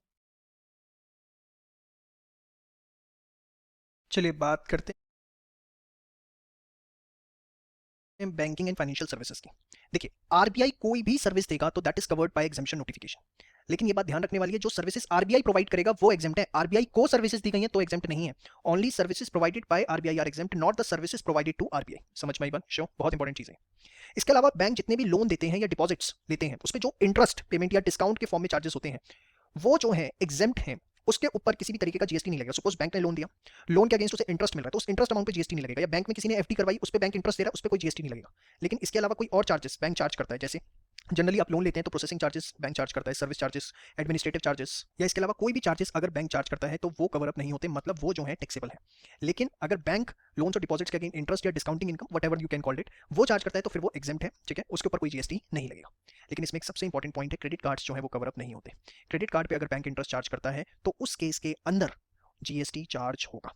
Credit cards are not covered, only loans और डिपॉजिट्स, लोन किसी भी फॉर्म में हो, whether it is housing loan, business loan, personal loan, all are covered. ठीक है, कोई भी लोन होगा सब कवर अप होंगे, डिपॉजिट्स में भी सारे होंगे, सेविंग हो गया, फिक्स डिपॉजिट हो गए, लेकिन सिर्फ इसमें ध्यान रखना है कि जो क्रेडिट कार्ड्स हैं वो कवर अप नहीं होते। समझ में आई बात? Sure, very very very important, इस पे क्वेश्चन जनरली एग्जाम में देखने को मिल जाता है। इसके बाद sale purchase of foreign currency अगर होती है among the banks and authorised dealers, bank एक दूसरे से खरीदते हैं या जो ऑथोराइज डीलर्स आपने एयरपोर्ट पे देखे होंगे वो एक दूसरे से खरीदते हैं, तो उनकी जो सेल परचेज की ट्रांजैक्शन है दैट इज कंप्लीटली एग्जाम्प्ट। हाँ, अगर वो कस्टमर को आगे बेचते हैं फाइनल कस्टमर को तो फिर वो जीएसटी के लिए चार्जेबल है, लेकिन आपस में एक दूसरे से ट्रांजैक्शन करते हैं बैंक से ऑथोराइज डीलर तो वो एग्जाम्प्ट है।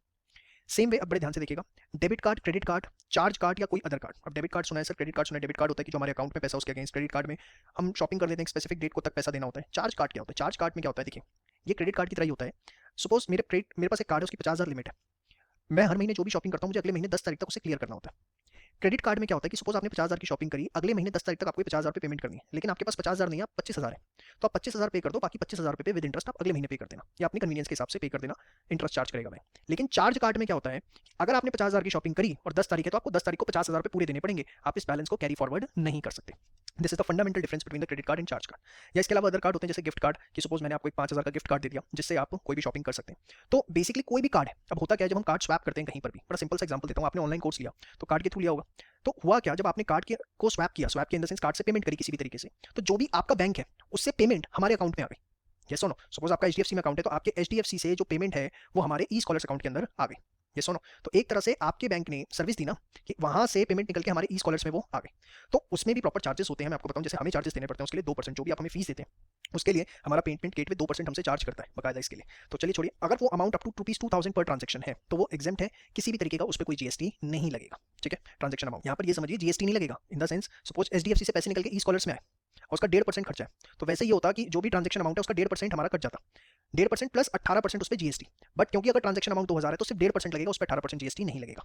ये मत समझना कि चंदन सर बच गए, 2,000 से कम की ट्रांजेक्शन होगी तो, ऐसा कुछ नहीं है। तो मोटी मोटी बात आपको क्या ध्यान रखनी है, debit card, credit card, charge card, other card से कोई भी ट्रांजेक्शन होती है और वो 2,000 रुपये तक की है तो वो एग्जेम्प्ट है, उस पर कोई जीएसटी चार्ज नहीं होगा। सिंपल सी बात, आप इतनी ध्यान रखिए, ज़्यादा डीप में जाने की जरूरत नहीं है। इसके बाद basic savings bank deposit account, जो कि खोले गए प्रधानमंत्री जनधन योजना के तहत, उसमें जो भी सर्विसेज प्रोवाइड की जाती है उस पर कोई भी जीएसटी नहीं लगेगा। ठीक है, जो भी उसमें services A to Z provide की जाती है, वैसे आप देखिए चेक इशू करवाते हैं या एनईएफटी वगैरह करवाते हैं तो सब पे जीएसटी लगता है, लेकिन bank saving, basic saving bank deposit account है प्रधानमंत्री जनधन योजना का, तो उसमें जीएसटी नहीं लगेगा। तो देखिए बहुत इंपॉर्टेंट, आरबीआई ने सर्विसेज दी, जीएसटी नहीं लगेगा, आरबीआई को सर्विसेज मिली, जीएसटी लगेगा। लोन डिपॉजिट पे इंटरेस्ट और discount as a consideration charge हो रहा है, कोई जीएसटी नहीं लगेगा, लेकिन क्रेडिट कार्ड्स कवर नहीं होते, लेकिन कोई और खर्चा चार्ज किया तो जीएसटी लगेगा। Cell purchase of foreign currency among bank and authorised dealer आपस में करते हैं तो जीएसटी लगेगा। Debit card, credit card, charge card, other card, transaction amount 2,000 रुपये तक का है तो जो भी बैंक चार्जेस करते हैं, ऐसे चार्ज करते हैं, convenience fees exact word is, उस पर जीएसटी नहीं लगेगा अगर ट्रांजेक्शन अमाउंट 2,000 रुपये तक है। फिर basic saving bank deposit account जो प्रधानमंत्री जनधन योजना में खोले गए, उसमें कोई भी सर्विस है तो उस पर जीएसटी नहीं लगेगा।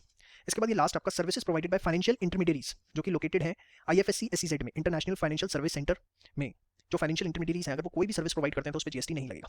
एकदम इरेलीवेंट है आपके लिए, लेकिन कहीं पता लगे पेपर को थोड़ा सा बनाना और यही पॉइंट आपसे पूछ ले इसलिए जस्ट डाल दिया। सबसे ज़्यादा important first, second, third, fourth और ये 5 पहले 5 है, लास्ट वाला थोड़ा सा इरेलीवेंट है। बस आप याद कर लीजिएगा कि हाँ फाइनेंशियल इंटरमीडियरीज जो है अगर कोई सर्विस देते हैं इंटरनेशनल फाइनेंशियल सर्विस सेंटर में, अगर वो लोकेटेड है, वहाँ पर सिचुएटेड है और वो कोई सर्विस दे रहे हैं तो वो एग्जेम्प्ट है। समझ में आई बात? श्योर। इसके बाद यहाँ लोन्स और डिपॉजिट्स के ना कुछ इलस्ट्रेशंस आपको दिए हैं। डिपॉजिट्स में फिक्स डिपॉजिट, सेविंग डिपॉजिट या कोई भी डिपॉजिट आएगा। लोन के अंदर overdraft facility, credit limit facility सब आएगा, मोर्गेज लोन, हाउसिंग लोन, सब कुछ, कोलेटरल सिक्योरिटी वगैरह सब। ठीक है, कॉर्पोरेट डिपॉजिट्स सब कुछ इसके अंदर आएंगे। बस मेन चीज जो है वो ध्यान रखनी, क्रेडिट कार्ड जो है वो कवर अप नहीं होते। लोन किसी भी तरीके का हो, डिपॉजिट किसी भी तरीके का हो, सब कवर अप है। और किस अमाउंट पे नहीं लगेगा, इंटरेस्ट और डिस्काउंट अमाउंट पे जीएसटी लगेगा, बाकी फालतू का कुछ भी बैंक ने चार्ज किया तो उस पर जीएसटी भी चार्ज होगा। समझ में आएगा? तो जस्ट आपके पढ़ने के लिए एक रेफरेंस तौर पे करने की जरूरत नहीं, रीडिंग लगा लेना बस, अदरवाइज मेन तो आपको जो इस स्लाइड पे दिख रहा है उतना प्रिपेयर करना है। समझ में आएगा? फटाफट करिए फास्ट। चलिए बात करते हैं लाइफ इंश्योरेंस बिजनेस सर्विसेज की। तो अगर कोई life insurance business service provide की गई है under national pension scheme NPS तो वो एग्जेम्प्ट है, इसके बारे में आप इनकम टैक्स में पढ़ेंगे। To members of army, navy and airforce तो वो भी एग्जेम्प्ट है, ये इंपॉर्टेंट है। टू कोस्ट गार्ड पर्सनल तो वो भी एग्जेम्प्ट है। कुछ स्पेसिफिक पॉलिसीज हैं अगर उसके अंडर सर्विसेज प्रोवाइड की गई हैं तो वो भी एग्जेम्प्ट है। अब देखिए उसके नाम अगर आपको मैं बताऊं, जनश्री बीमा योजना, आम आदमी बीमा योजना, प्रधानमंत्री जनधन योजना, जीवन ज्योति बीमा योजना, वाया वंदन योजना, वरिष्ठा पेंशन बीमा योजना, life micro macro insurance product maximum amount over 2 lakh. तो इसमें प्रधानमंत्री वाली याद कर लीजिएगा और आम आदमी वाली, ये ज़्यादा इंपॉर्टेंट है। ठीक है, तो following 4 services of life insurance business are exempt if it is under NPS to the member of army, navy, airforce, coast guard personnel और स्पेसिफिक पॉलिसी, जिसमें प्रधानमंत्री और आम आदमी वाली आपको याद रखनी है। चलिए बात करते हैं general insurance business service. General insurance में क्या क्या आता है आपका, लाइफ इंश्योरेंस के अलावा जितने भी बिजनेस होते हैं, लाइक मैरिन इंश्योरेंस हो गया, एक्सीडेंटल इंश्योरेंस हो गया, सब जनरल इंश्योरेंस का पार्ट है। तो काफ़ी स्पेसिफाइड सर्विसेज हैं इसके अंदर, एक पूरी लंबी चौड़ी लिस्ट है, लेकिन वो आप याद नहीं रख सकते क्योंकि उसमें ऑलमोस्ट 20+ सर्विसेज हैं। तो आप क्या याद रखेंगे, जो मैं आपको बता रहा हूँ सिर्फ वो नाम याद रख लीजिए एग्जामिनेशन पॉइंट ऑफ व्यू से। एक तो प्रधानमंत्री फसल बीमा योजना, उस पर कोई जीएसटी नहीं लगेगा, उसमें जो भी इंश्योरेंस प्रीमियम चार्ज किया जा रहा है। प्रधानमंत्री सुरक्षा बीमा योजना, उस पर कोई जीएसटी नहीं लगेगा जितना प्रीमियम चार्ज हो रहा है। Restructured weather based crop insurance scheme, ये 3 स्कीम्स जो है वो बेसिकली आप याद रख लीजिए जनरल इंश्योरेंस की, जो जीएसटी से एग्जेम्प्ट है। इसके अलावा री insurance of the insurance scheme specified in entry 35, 36 और 40। ये क्या है, एक्चुअली ये 3 सर्विसेज हैं, state government services to access royalty collection contractor, जो एंट्री नंबर 35 है। सिर्फ सुन लो, आप कुछ नहीं याद करना। 36 में है pure services to government as panchayat functions और आपने म्युनिसिपल फंक्शन जो पढ़े थे। और उसके बाद एंट्री नंबर 40 जो है हमने पढ़ा था, services provided to government under any insurance scheme for which total premium is paid by government. तो एक्चुअली क्या है, मैं सिंपल वर्ड्स में अगर मैं बताऊं कि कोई भी इंश्योरेंस कंपनी अगर गवर्नमेंट को, सिंपल से वर्ड्स में, अगर कोई इंश्योरेंस कंपनी गवर्नमेंट को इंश्योरेंस दे रही है, गवर्नमेंट को कोई इंश्योरेंस स्कीम दे रही है और उसका वो री इंश्योरेंस करवा लेती है। री इंश्योरेंस क्या होता है, वैसे अगर आपने एडवांस अकाउंट्स पढ़ लिया हो तो आपको पता होगा, नहीं पढ़ा तो मैं आपको बता देता हूँ री इंश्योरेंस क्या होता है। कि सपोज एक एबीसी इंश्योरेंस कंपनी है, ठीक है, उसने मिस्टर जेड का इंश्योरेंस किया 100 करोड़ रुपए का, ठीक है। अब कर तो दिया 100 करोड़ का इंश्योरेंस, लेकिन इस इंश्योरेंस कंपनी को खुद को डर लगता है कि खुदा ना खास्ता मिस्टर जेड को कुछ हो गया तो हमें तो 100 करोड़ रुपए देने पड़ जाएंगे। तो वो क्या करती है, ये रिस्क कम करने के लिए वो इस इंश्योरेंस पॉलिसी को दूसरी कंपनी से री इंश्योरेंस करवा लेती है। सपोज एक कोई इंश्योरेंस कंपनी है एक्स, एक है वाई और एक है एम लिमिटेड, ये तीनों इंश्योरेंस कंपनी है। तो सपोज उसने क्या किया, 30 करोड़ का इससे, 20 करोड़ का इससे और 10 करोड़ का इससे री इंश्योरेंस करवा लिया, ठीक है। तो अब क्या हुआ, कल दिन खुदा ना खास्ता मिस्टर जेड को कुछ हो भी जाता है तो 30 और 20 50 और 10 60 करोड़ तो एबीसी को दूसरी कंपनियों से मिल जाएंगे। इसकी जेब में जो रिस्क रहेगा वो 40 करोड़ का ही रहेगा। तो इंश्योरेंस कंपनीज भी क्या करती हैं, उनके पास जो मोटे इंश्योरेंस आते हैं उसको आगे री इंश्योरेंस करवा लेती हैं ताकि उनका रिस्क मिनिमाइज हो जाए। तो बेसिकली अगर री इंश्योरेंस करवाया है किसी इंश्योरेंस स्कीम का जो कि गवर्नमेंट को दी गई है, तो वो एग्जामिशन नोटिफिकेशन से कवर अप है। बस आप इतना सा ध्यान रखिए और कुछ ध्यान मत रखिए, ये एंट्री नंबर आपको ध्यान रखने की जरूरत नहीं है। सिर्फ इतना ध्यान रखना है कि अगर री इंश्योरेंस करवाया गया किसी ऐसी इंश्योरेंस स्कीम का जो कि गवर्नमेंट से रिलेटेड है, तो वो एग्जामिशन नोटिफिकेशन से कवर अप हो जाएगी। समझ में आई बात? श्योर। अब इसमें एक सर्विस को और एड ऑन कर दिया गया है, दैट इज बंगला शस्य बीमा। ये बेसिकली फार्मर्स के लिए एक जनरल इंश्योरेंस स्कीम है। वो फार्मर्स जिन्होंने लोन ले रखा है और नोटिफाइड क्रॉप्स अगर वो प्रोड्यूस कर रहे हैं, उनकी फार्मिंग कर रहे हैं, तो वो ये इंश्योरेंस स्कीम ले सकते हैं। तो बंगला शस्य बीमा के अंतर्गत जो भी सर्विसेज प्रोवाइड की जाएंगी वो भी अब एग्जेम्प्ट है। फटाफट इसको एक बार आप नोट करिए फास्ट। सर्विस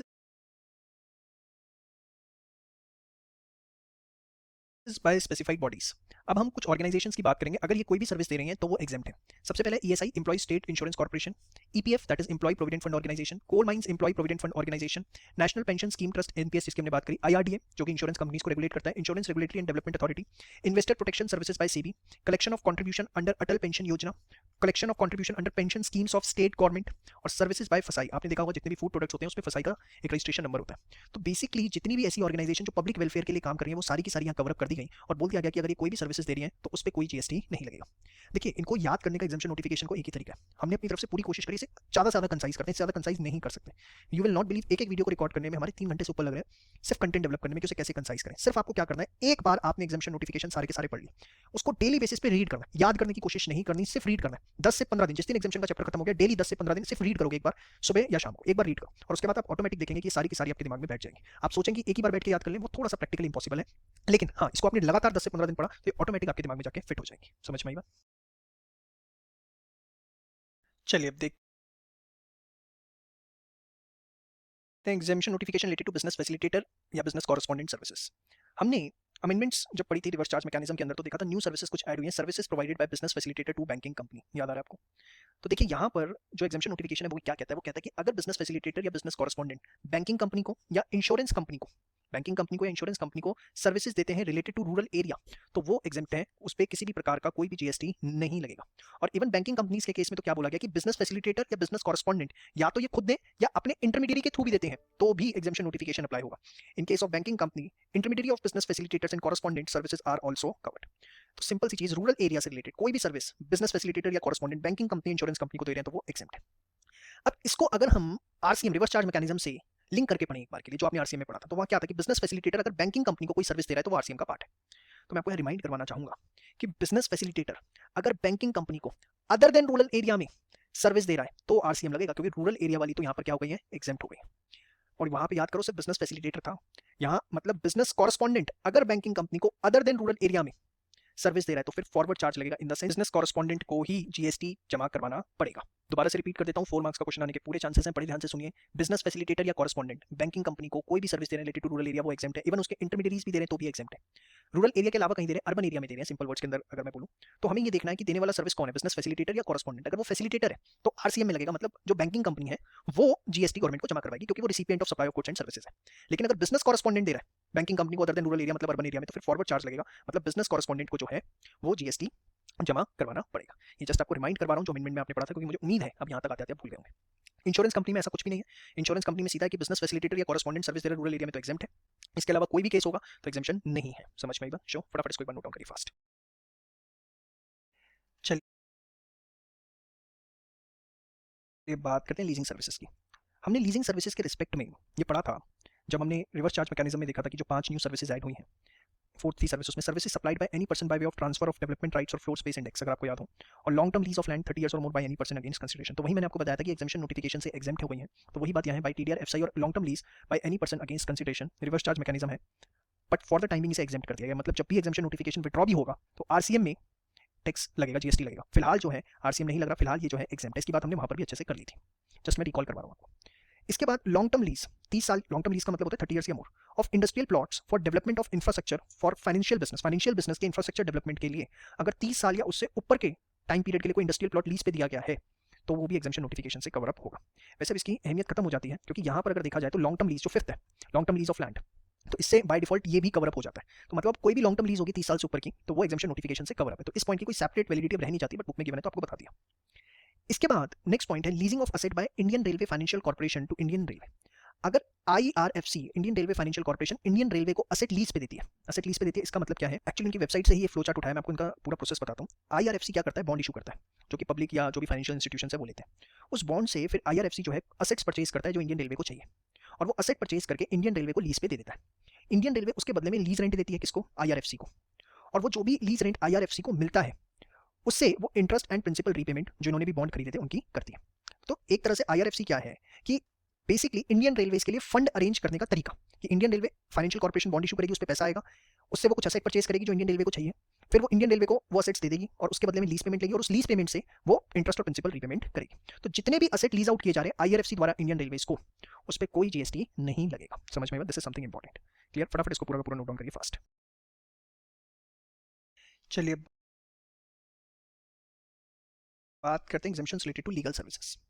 अगर आर्बिट्रल ट्रिब्यूनल या कोई पार्टनरशिप फर्म ऑफ एडवोकेट या कोई individual advocate including senior advocate services देते हैं to other than business entity, business entity के अलावा किसी को या किसी अनरजिस्टर्ड सप्लायर को या central government, state government, union territory या लोकल अथॉरिटी को, अगर ये सर्विसेज दे रहे हैं इनको तो ये एग्जेम्प्ट है, मतलब किसी भी प्रकार का कोई भी जीएसटी नहीं लगेगा। यहाँ मैं आपको याद दिलाना चाहूंगा, रिमाइंडर मैंने आपके लिए रखा है। अगर आपको याद हो, रिवर्स चार्ज मैकेनिज्म में हमने पढ़ा था services by advocate to any business located in taxable territory, services by arbitral tribunal to business entity.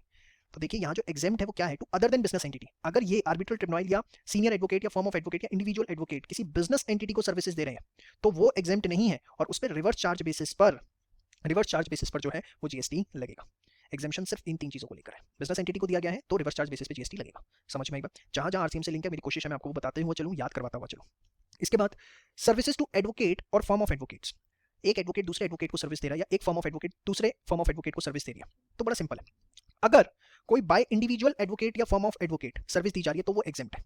मतलब एक इंडिविजुअल एडवोकेट या कोई एडवोकेट फर्म सर्विसेज दे रही है दूसरे एडवोकेट या एडवोकेट फर्म को तो वो एग्जेम्प्ट है। लेकिन कोई सीनियर एडवोकेट सर्विस दे रहा है दूसरी एडवोकेट फर्म को या इंडिविजुअल एडवोकेट को तो वो टैक्सेबल है under reverse charge mechanism if it is registered supplier. ये क्या है सर? बड़े ध्यान से समझो। देखो, सीनियर एडवोकेट्स जो होते हैं ना, उनके ओपिनियन बहुत मैटर करते हैं, और सीनियर एडवोकेट्स की जो फीस होती है बड़ी हाई होती है। कई बार जो एडवोकेट फर्म्स होती हैं या जो जूनियर एडवोकेट्स होते हैं वो सीनियर एडवोकेट्स की एडवाइस लेते हैं, जिसके लिए सीनियर एडवोकेट्स कंसिडरेशन चार्ज करते हैं। तो अगर सीनियर एडवोकेट ने किसी एडवोकेट फर्म को या किसी इंडिविजुअल एडवोकेट को कोई कंसल्टेंसी या कुछ भी दिया तो वो टैक्सेबल है, और वो टैक्सेबल आरसीएम में है। क्योंकि देखो, अगर एक सीनियर एडवोकेट किसी एडवोकेट फर्म को अपनी सर्विस दे रहा है तो वो एडवोकेट फर्म एक तरह से बिजनेस एंटिटी है ना, और बिजनेस एंटिटी के केस में क्या लगता है? रिवर्स चार्ज लगता है। तो वही लिखा है टैक्सेबल है under RCM if it is registered supplier. समझ में? क्योंकि अगर अनरजिस्टर्ड है वो, उसका टर्नओवर थ्रेशोल्ड लिमिट से कम है, अनरजिस्टर्ड है, तो ऑब्वियसली वैसी जीएसटी नहीं लगता। तो बस मोटी मोटी बात याद रखनी है कि सीनियर एडवोकेट अगर सर्विसेज देगा इधर टू द इंडिविजुअल एडवोकेट और फर्म ऑफ एडवोकेट प्रोवाइडेड वो रजिस्टर्ड है तो आरसीएम के तहत जीएसटी लगेगा। समझ में? बहुत ही सिंप्लीफाई करने की कोशिश की कॉम्प्लिकेटेड पार्ट को, फटाफट से नोट डाउन करिए। एग्जामिनेशन पॉइंट ऑफ व्यू से one of the most important आप कह सकते हैं लीगल सर्विसेज। समझ में? चलिए, स्पॉन्सरशिप ऑफ स्पोर्ट्स इवेंट। आपने देखा होगा कि जो भी स्पोर्ट्स होते हैं, कबड्डी हो गया, क्रिकेट हो गया, फुटबॉल हो गया, तो बड़ी बड़ी कंपनियां जो है उसमें ऐड देती हैं। स्पॉन्सरशिप एक ऐड देने का तरीका है, क्योंकि हिंदुस्तान में जैसे क्रिकेट सबसे ज़्यादा देखा जाता है, तो क्रिकेट पब्लिक देख रही है, उसमें प्लेयर जो टी शर्ट पहनते हैं उस पर ऐड दी जाती है, बेसिकली स्टेडियम के चारों तरफ बैनर्स लगा दिए जाते हैं, तो पब्लिक उसे देखती है। तो स्पॉन्सरशिप ऑफ स्पोर्ट्स इवेंट अगर है, और वो कौन से स्पोर्ट्स इवेंट जो कि ऑर्गेनाइज किए हैं किसी भी स्पोर्ट्स बोर्ड ने, किसी फेडरेशन ने, एसोसिएशन ने, यूनिवर्सिटी या कमेटी ऑफ इंडिया। देखिए, एक पूरी की पूरी लंबी चौड़ी लिस्ट है डिफरेंट डिफरेंट ऑर्गेनाइजेशंस की जो यहाँ पर है, तो उसको याद करने का तरीका क्या है? सबके एंड में या तो स्पोर्ट्स बोर्ड है, या फेडरेशन है, या एसोसिएशन लगा हुआ, या यूनिवर्सिटी लगा हुआ, या कमेटी ऑफ इंडिया लगा हुआ। तो अगर एग्जाम में आपसे पूछ भी लिया जाता है तो आप देखेंगे इसमें से कोई भी वर्ड अगर उसके साथ अटैच है ऑर्गेनाइजेशन के नाम के साथ, ठीक है, तो वो जो है एग्जेम्प्ट है। तो सिंपल सी चीज़ आपको इतनी ध्यान रखनी है, स्पॉन्सरशिप दी गई है स्पोर्ट्स इवेंट को जो कि ऑर्गेनाइज किया इनमें से किसी ने, तो वो एग्जेम्प्ट है, किसी भी प्रकार का कोई भी जीएसटी उस पर चार्ज नहीं होगा। फटाफट नोट करिए फास्ट। चलिए नेक्स्ट नेक्स्ट है परफॉर्मेंस बाय आर्टिस्ट। बड़े ध्यान से देखिए, अगर फोक या क्लासिकल आर्ट से रिलेटेड म्यूजिक, डांस या थिएटर की कोई परफॉर्मेंस आर्टिस्ट देता है, देखिए सिर्फ फोक और क्लासिकल आर्ट है, कोई western music, dance, modern theatre, performance of actor in films, television serials, ये सब कवर अप नहीं है। फोक या क्लासिकल आर्ट कौन फॉर्म में, या तो म्यूजिक, डांस या theatre.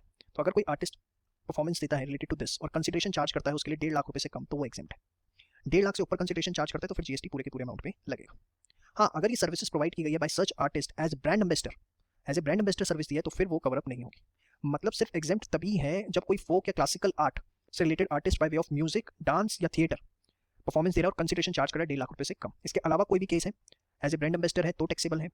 Western music, dance, modern theatre, performance of actors in films, television serials वगैरह है तो भी वो टैक्सेबल है। समझ में आई बात? श्योर, पक्का? फटाफट इसको जो है आप एक बार नोट डाउन करिए फास्ट। और देखिए जो लिमिट बेस होते हैं ना, जैसे यहाँ 1.5 लाख रुपए की लिमिट है, ये बहुत इंपॉर्टेंट होते हैं, जनरली इस पे एग्जाम में क्वेश्चन पूछ लिया जाता है, तो ये चीज़ें आपको बहुत अच्छे से करने की जरूरत है, खासकर जिसके अंदर लिमिट है। तो ये लिमिट वाला पॉइंट है, इसलिए एग्जामिनेशन पॉइंट ऑफ व्यू से बहुत इंपॉर्टेंट हो जाता है। चलिए अब देखते हैं right to admission to various events. Admission का मतलब क्या है, जो एंट्रेंस फी होती है, जैसे आप जू में जाएं या टाइगर रिजर्व में जाएं, नेशनल पार्क में जाएं, तो आपको जो एंट्री फीस देनी होती है वो एंट्री फीस से मतलब है एडमिशन फीस। तो admission to museum, national park, wildlife sanctuary, tiger reserve, zoo, ये जो है वो एग्जेम्प्ट है। आप देखेंगे कभी भी आप इनके टिकट्स लेंगे तो उस पर जीएसटी कुछ भी नहीं लगेगा। एडमिशन टू प्रोटेक्टेड मॉन्यूमेंट, ये भी एग्जेम्प्ट है, जैसे लाल किला हो गया आपका, ठीक है।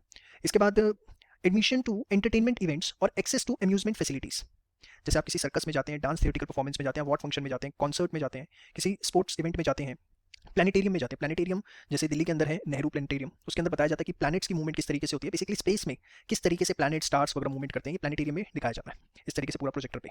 या पेजेंट, पेजेंट क्या होता है, बेसिकली जो आपका फैंसी ड्रेस कॉम्पिटिशन आप कह सकते हैं इस तरीके के, ठीक है, तो पेजेंट होते हैं। तो इसमें जो भी फीस लगेगी वो जीएसटी फ्री है, अगर कंसिडरेशन 500 रुपये पर पर्सन से कम है तो एग्जेम्प्ट, अगर उससे ऊपर है 600 है, 700 है, तो फिर फुली टैक्सेबल होगा। समझ में आएगा? हाँ, यहाँ मैं आपको बता दूं, एलिफेंट कैमल पे जो जॉय राइड्स होती हैं, बच्चे पीठ पे चढ़ के घूमते हैं, थोड़ा सा वो टैक्सेबल है। कैसीनोस, गैम्बलिंग सर्विसेज यहाँ कवर अप नहीं है, वो भी पूरा का पूरा टैक्सेबल है। समझ में आएगा? इसके बाद admission to FIFA under 17 world cup 2017, ये अंडर 17 फीफा वर्ल्ड कप हुआ था हिंदुस्तान में, तो उसकी जो टिकट थी वो भी एग्जेम्प्ट थी। और इस तरह के जो भी प्रोग्राम होते हैं, जैसे कॉमनवेल्थ भी हुआ था 2010 में, तो उस पर कोई टैक्स नहीं लगाया जाता, जस्ट टू प्रमोट इट, ताकि ज़्यादा से ज़्यादा लोगों से देखने आए। तो ये इंपॉर्टेंट, जिसके अंदर सबसे ज़्यादा ये वाला फैक्टर जो है आपका इंपॉर्टेंट है, क्यों? क्योंकि इसमें एक स्पेसिफिक लिमिट है। समझ में आएगा? फटाफट ये आप नोट्स बना लीजिए फास्ट, और आप जो है एग्जाम्शंस को साथ साथ रिवाइज जरूर करिए, बहुत इंपॉर्टेंट है वो आपके लिए। चलिए बात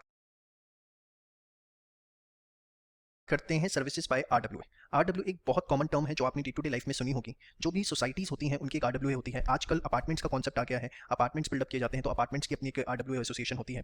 तो ये जो रेजिडेंस वेलफेयर एसोसिएशन होती है बेसिकली करती क्या है, ये बेसिकली कुछ बेसिक फैसिलिटीज़ प्रोवाइड करती है सोसाइटी के लोगों को। जैसे मैं इसको समझाने के लिए अपार्टमेंट का एग्जाम्पल लूंगा। अब अपार्टमेंट में क्या होता है, नंबर ऑफ फ्लैट्स होते हैं, तो वहाँ पे आरडब्ल्यूए का रूल क्या होता है, आरडब्ल्यूए जो है म्युनिसिपल अथॉरिटी के जो टैक्सेस होती है, like property tax, water tax, non agricultural tax, ये मतलब इस तरह के जो भी टैक्सेस हैं जिनको हम बड़ी देसी भाषा के अंदर म्युनिसिपैलिटी टैक्सेस बोल देते हैं, तो आरडब्ल्यूए क्या करती है, इस अमाउंट को कलेक्ट करके म्युनिसिपल अथॉरिटीज को या स्टेट गवर्नमेंट को जमा करवाती है। तो आरडब्ल्यूए यहाँ भी सर्विस दे रही है, किसको दे रही है, अपार्टमेंट में जो लोग रह रहे हैं उनको, लेकिन ये सर्विसेज एग्जेम्प्ट है, क्योंकि देखा जाए तो यहाँ पर एज ए प्योर एजेंट वो काम कर रहे हैं, वो म्युनिसिपल अथॉरिटी या स्टेट गवर्नमेंट का कोई टैक्सेस का अमाउंट रेजिडेंट से कलेक्ट कर रहे हैं और एज इट इज उसको जो है गवर्नमेंट को या स्टेट गवर्नमेंट को जमा करवा रहे हैं। उसके बाद आता है amount collected by RWA for other services. Other services मतलब इन टैक्सेस के अलावा कोई और अमाउंट या कोई और सर्विसेज जो है आरडब्ल्यूए प्रोवाइड कर रही है। अब ये कौन सी होती है, जैसे repair and maintenance fund, car parking charges, 24/7 electricity provide की जाती है। अगर आप लोग किसी अपार्टमेंट में रहते हैं या आपने सुना हो, तो अपार्ट फ्रॉम जो आप वहाँ पर घर खरीदते हैं, आपको एक मंथली मेंटेनेंस चार्जेस देने पड़ते हैं, जिसके अंदर आपको बेसिक फैसिलिटीज लाइक एंट्री पर ही गार्ड्स होते हैं जो सिक्योरिटी प्रोवाइड करते हैं, पूरी सोसाइटी के अंदर सीसीटीवी कैमरे लगे होते हैं, स्विमिंग पूल होता है, तो इन सबके नाम पे मेंटेनेंस चार्जेस जो है इनके लिए जाते हैं। और ये जो मेंटेनेंस चार्जेस होते हैं ये बेसिकली आरडब्ल्यूए कलेक्ट करती है। तो यहाँ पर जो अदर सर्विसेज आरडब्ल्यूए प्रोवाइड कर रही है, इन अदर सर्विसेज के लिए वो जो अमाउंट कलेक्ट कर रही है वो टैक्सेबल होंगी। कब टैक्सेबल होंगी, अगर अमाउंट पर मेंबर एक्सीड करता है 7500 पर मंथ, मतलब जो भी उन अपार्टमेंट्स में रह रहा है, तो पर मेंबर अगर अमाउंट 7500 रुपीज से ज्यादा है तो उसे टैक्सेबल रखा गया है।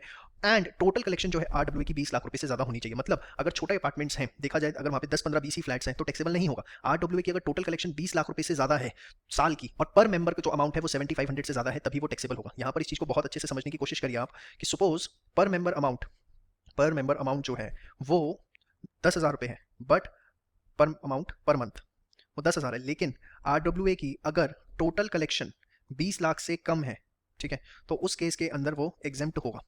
हाँ, अगर टोटल कलेक्शन 20 लाख से ज़्यादा है या 20 लाख भी है और पर पर्सन पर मंथ अमाउंट जो है वो 7500 से ज़्यादा है, 7500 पर मंथ से ज़्यादा है तभी जो है उसको टैक्स के दायरे में रखा गया है, तभी वो टैक्सेबल होगा। मतलब ये दोनों ही कंडीशंस फुलफिल होनी चाहिए to make the other services of RWA taxable. समझ में आएगा? However this will not include the services which are otherwise exempt from tax, like admission to the events where consideration is 500 less than और equal to 500 per person. जैसे होता क्या है, apartments के अंदर छोटे छोटे फंक्शंस कई बार होते रहते हैं, कोई उन्होंने फंक्शन ऑर्गेनाइज किया जिसके अंदर उन्होंने टिकट रखी और पर पर्सन जो टिकट है वो 100 रुपये 200 रुपये है या 500 रुपये से कम है, तो वो टैक्सेबल नहीं है, that is exempt. Same way services as a trade union और अदर स्पेसिफाइड यूनियन एग्जेम्प्ट है if consideration is equal to और less than 1000 per member per year. अगर ट्रेड यूनियन जो बनती है मार्केट्स के अंदर वो ईयरली चार्ज लेती हैं अपने मेंबर से, तो अगर वो 1000 पर मेंबर पर ईयर से कम या उसके इक्वल है तो वो एग्जेम्प्ट होगा। RWA की सर्विसेज बहुत इंपॉर्टेंट है क्योंकि रिसेंट क्लैरिफिकेशन आया है खासकर इस पॉइंट के ऊपर डिपार्टमेंट की तरफ से। पहले जो है इसके ऊपर क्लैरिफिकेशन नहीं था, लेकिन अब ये रिसेंट क्लैरिफिकेशन है जिसकी वजह से एग्जाम के लिए बहुत इंपॉर्टेंट हो जाता है। Skill development services, skill development services जो कि गवर्नमेंट ने स्टार्ट की हैं कि हमारा जो यूथ है उसके अंदर कुछ इंडस्ट्री बेस्ड स्किल्स डेवलप हो सके ताकि वो जॉब ओरिएंटेड बन सके। तो अगर सर्विसेज प्रोवाइड की गई हैं by training provider under Deendayal Upadhyaya Grameen Kaushalya योजना, तो उस पर जीएसटी नहीं लगेगा। ये इंपॉर्टेंट है, स्किल डेवलपमेंट क्वेश्चन आ सकता है। Services provided bye national skill development corporation, sector skill council, assessment agency या ट्रेनिंग पार्टनर, तो ये भी जीएसटी नोटिफिकेशन से एग्जेम्प्ट है, कोई जीएसटी नहीं लगेगा। Services by way of assessments under skill development initiative scheme, तो ये भी एग्जेम्प्ट है, कोई किसी प्रकार का जीएसटी नहीं लगेगा। अभी तक मैंने आपको बोला स्कीम्स के नाम याद नहीं रखने, लेकिन स्किल डेवलपमेंट सर्विसेज में जो स्कीम है खासकर ये दीनदयाल उपाध्याय ग्रामीण कौशल्य योजना, ये तो बहुत ही अच्छे से कर लेना और एक ये नाम याद कर लेना, नेशनल स्किल डेवलपमेंट कॉर्पोरेशन। बाकी आप सिर्फ नोट डाउन कर लो, जब बार बार पढ़ोगे जितना याद रह जाए अच्छी बात है, लेकिन दो नाम तो ये एटलीस्ट याद होने चाहिए। फटाफट से नोट करिए फास्ट। चलिए, मेन आपने सारी की सारी सर्विसेज पढ़ ली हैं जो एग्जामिशन नोटिफिकेशन से कवर अप होती हैं। इसके बाद जो रेजिड्यूरी सर्विसेज हैं वो हम इसके अंदर डिस्कस करेंगे। सबसे पहला renting of residential dwelling for use as residence. अगर कोई रेजिडेंशियल फ्लैट आप रेजिडेंस पर्पस के लिए रेंट पे देते हैं तो उस पर कोई जीएसटी नहीं लगेगा। इसके बाद services bye hotels, guest houses etcetera, अगर कंसिडरेशन जो चार्ज किया वो 1000 रुपये पर डे पर रूम से कम है या उसके इक्वल है, मतलब आप किसी होटल में रहने गए वहाँ 800 रुपये चार्ज किया गया तो जीएसटी नहीं लगेगा। 1200 रुपये चार्ज किया तो फिर जीएसटी लगेगा। पर रूम का मतलब एकोमोडेशन की कोई एक छोटी सी यूनिट। ठीक है, ये इंपॉर्टेंट है, इस पर क्वेश्चन आ सकता है। इसके बाद hiring of means of transport to state transport undertaking, मतलब स्टेट ट्रांसपोर्ट ने किसी से ट्रांसपोर्ट व्हीकल किराए पे लिया और उस मोटर व्हीकल की कैपेसिटी अगर 12 पैसेंजर से ज़्यादा है, इक्वल टू 12 नहीं है, 12 से ज़्यादा ही होना चाहिए, या किसी गुड ट्रांसपोर्ट एजेंसी ने कोई व्हीकल जो है अपना किराए पे लिया, या किसी स्कूल ने, प्री स्कूल ने या हायर सेकेंडरी स्कूल ने ट्रांसपोर्टेशन ऑफ स्टूडेंट्स, फैकल्टी और स्टाफ के लिए कोई ट्रांसपोर्ट व्हीकल हायर पे लिया, तो ये तो हम ऑलरेडी पढ़ चुके थे एजुकेशन सर्विसेज में, ये दो नई चीज़ें हैं। तो अगर स्टेट ट्रांसपोर्ट अंडरटेकिंग या जीटीए कोई ट्रांसपोर्ट का मीन किराए पे लेती है, इनको अगर कोई व्हीकल की जरूरत है और ये उसे किराए पर लेते हैं तो उस पर जीएसटी नहीं लगेगा। समझ में आई बात? EOV that is electrically operated vehicle किसी लोकल अथॉरिटी को ऑन हायर दिया गया है और उस मोटर व्हीकल की कैपेसिटी भी जो है वो 12 पैसेंजर से ज़्यादा होनी चाहिए। इसके बाद टोल चार्जेस पे कोई जीएसटी नहीं लगेगा, लेकिन टोल कलेक्ट करने के लिए जो एजेंसी अपॉइंट की जाती है वो स्टेट गवर्नमेंट से टोल कलेक्शन पे कमीशन लेती हैं। सपोज 1% कमीशन है, 8000 लाख की कलेक्शन हुई तो उसका 8% कितना होता है, 1%, 80 लाख रुपीज़। तो ये जो कमीशन वो चार्ज करती हैं toll collection agencies from the government, उसके ऊपर जो है जीएसटी लगेगा, लेकिन टोल चार्जेस आप देखेंगे कभी उस पर जीएसटी नहीं लगता। Commission charge by toll agency for collecting toll charges are taxable. हाँ, इसमें एन्युटी पेमेंट भी आपने देखा होगा, टोल्स पे मंथली पास बनते हैं, जो रेगुलर विजिट आने जाने वाले होते हैं वो मंथली पास बनवा लेते हैं, तो वो भी इसके अंदर इंक्लूड है। Service of public library exempt है। स्लॉटरिंग ऑफ एनिमल्स की जो सर्विस है वो एग्जाम्प्ट है। आरटीआई के अंदर इन्फॉर्मेशन आप लेते हैं उसकी जो फीस लगती है उस पर कोई जीएसटी नहीं लगेगा। फॉरेन डिप्लोमेटिक मिशन कोई भी सर्विसेज दे रहे हैं उस पर कोई जीएसटी नहीं लगेगा। बिजनेस एग्जीबिशन अगर आप आउटसाइड इंडिया ऑर्गेनाइज करते हैं तो उस पर कोई जीएसटी नहीं लगेगा। न्यूज़ एजेंसी सर्विसेज जो कि न्यूज़ कलेक्ट करती हैं, चाहे वो इंडिपेंडेंट जर्नलिस्ट हो, कोई प्रेस ट्रस्ट ऑफ इंडिया हो या यूनाइटेड न्यूज़ ऑफ इंडिया हो, ये लोग क्या करते हैं, न्यूज़ कलेक्ट करते हैं और उसे प्रोवाइड करते हैं वेरियस न्यूज़ चैनल्स को। आपने देखा होगा कई बार न्यूज़ चैनल्स में लिखा हुआ आ रहा होता है पीटीआई, किस स्रोत से हमें पता लगा या हमारे सूत्रों से पता लगा, तो ये इंडिपेंडेंट जर्नलिस्ट पीटीआई जो है न्यूज़ कलेक्ट करके न्यूज़ एजेंसीज को देते हैं, तो इस पर भी जो भी ये चार्ज कर रहे हैं उस पर कोई जीएसटी नहीं लगेगा। पब्लिक कन्वीनियंस जैसे बाथरूम, वॉशरूम्स जो होते हैं ये भी पैसे चार्ज करते हैं, 5 रुपये 10 रुपये जो भी, उस पर कोई जीएसटी नहीं लगेगा। इंक्लूडिंग लेवोरेटरी, ये क्या होता है, जिस बाथरूम में फ्लश होता है उसे हम लेवोरेटरी की कैटेगरी में डाल देते हैं। इसके बाद services provided to a recognise sports body, बड़े ध्यान से देखिएगा, बहुत इंपॉर्टेंट है ये। As a player, referee, umpire, coach, team manager, तो वो एग्जेम्प्ट है, मतलब प्लेयर, रेफरी, अंपायर, कोच अपनी सर्विसेज दे रहे हैं बीसीसीआई को या किसी भी स्टेट के कोई भी बोर्ड को, क्रिकेट बोर्ड को, तो वो जो है एग्जेम्प्ट है। लेकिन services by selectors, commentators, creators, technical experts जो है वो taxable. Player, referee, umpire, coach, team manager, ये जो अगर सर्विसेज दे रहे हैं तो वो एग्जामिशन नोटिफिकेशन से कवर अप है। समझ में आएगा? इसके बाद सर्विसेज बाय बिजनेस इंक्यूबेटर, ये बेसिकली स्टार्टअप्स को सर्विस देते हैं related to technology, management, training वगैरह, तो ये एग्जाम्प्ट है सब्जेक्ट टू स्पेसिफाइड कंडीशंस में आपको जाने की जरूरत नहीं है। ट्रांसफर ऑफ गोइंग कंसर्न, आप अपना रनिंग बिजनेस किसी को ट्रांसफर कर देते हैं तो उस पर कोई जीएसटी नहीं लगेगा। सप्लाई की डेफिनेशन में हमने देखा था कि ये सप्लाई में आता है, लेकिन इस एग्जाम्पशन नोटिफिकेशन से कवर अप किया गया है। इसके बाद ट्रांसमिशन और डिस्ट्रीब्यूशन ऑफ इलेक्ट्रिसिटी जो है वो एग्जाम्प्ट है, लेकिन दूसरे चार्जेस जो बिल पे लग के आते हैं लाइक मीटर चार्जेस वगैरह हो गया, टेस्टिंग चार्जेस, वो जो है टैक्सेबल है, उसके ऊपर कोई एग्जाम्पशन नहीं है, आर टैक्सेबल। समझ में आई बात? इसके बाद आपको पता होगा under 17 women's world cup 2020 India ने होस्ट करना है, तो उससे रिलेटेड जितनी भी सर्विसेज हैं वो गवर्नमेंट ने जो है एग्जेम्प्ट कर दी हैं, प्रोवाइडेड वो एक्टिविटी जो है वो सर्टिफाई होनी चाहिए by the director ministry of youth affairs and sports, जो बेसिकली सर्टिफाई करेंगे कि आपकी सर्विसेज जो है वो वुमेन वर्ल्ड कप 2020 अंडर 17 से रिलेटेड है, जो कि फीफा ऑर्गेनाइज करेगा, ठीक है। However for the time Bing ये वर्ल्ड कप जो है पोस्टपोन हो चुका है। नेक्स्ट डेट इसकी क्या होगी, कौन से ईयर में होगा, अभी ऐसा कुछ भी नहीं पता। Same way services by way of right to admission to the events organised under FIFA under 17 women's world cup 2020, जो इनके मैच होने थे उसके अंदर लोग देखने जाते। अब लोग देखने जाते तो ऑब्वियसली टिकट्स परचेज करते, जो टिकट्स परचेज करते उस पर भी कोई जीएसटी नहीं लगेगा। But for the time being women's world cup 2020 जैसा मैंने आपको बताया ड्यू टू कोरोना वायरस जो है ये पोस्टपोन हो चुका है। नेक्स्ट डेट अभी इसकी अनाउंस नहीं हुई है। फिर services of life insurance by central armed police forces, जो कि मिनिस्ट्री ऑफ होम अफेयर्स के अंडर आती है, टू देयर मेंबर्स। तो सेंट्रल आर्म्ड पुलिस फोर्सेज अगर लाइफ इंश्योरेंस सर्विस दे रही है अपने मेंबर्स को, अपने जवानों को, तो बेसिकली वो भी जीएसटी के दायरे से उसे बाहर रखा गया है। तो देखिए यहाँ तक आपकी मेन सारी एग्जाम्पशन जो है वो कवर अप होती हैं। एक चीज़ आपको ध्यान रखनी है, अगर आपको बहुत अच्छे से चीज़ों पे ग्रिप लेनी है तो ये शपथ ले लो कि अगले 10 दिन आप डेली एग्जाम्पशन सुबह उठ के आधी घंटे रिवाइज करोगे ही करोगे। 110 से ज़्यादा एग्जाम्पशन हैं जिनको कोशिश करी है कि एक बहुत कंसाइज मैनर में और फ्रूटफुल मैनर में आपको प्रोवाइड किया जाए, लेकिन इसका फायदा बच्चों आपको तभी होगा जब आप इसको पढ़ेंगे। आपने इनको नोट कर लिया है, अब आपको कुछ नहीं करना। अगले 10 दिन आप ये शपथ ले लो कि मुझे डेली आधी घंटे एग्जाम्पशंस पढ़नी है, और अगर आपने अगले 10 दिन आधी घंटे एग्जाम्पशंस पढ़ ली तो ऐसा हो ही नहीं सकता कि एग्जाम्पशंस परमानेंट आपके दिमाग में ना बैठे।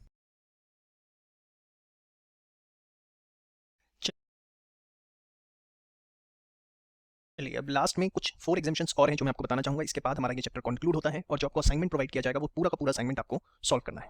देखिए, services provided by a tour operator to foreign tourist. अगर फॉरेन टूरिस्ट को कोई टूर ऑपरेटर सर्विस दे रहा है, कहाँ दे रहा है, in relation to tour conducted wholly outside India.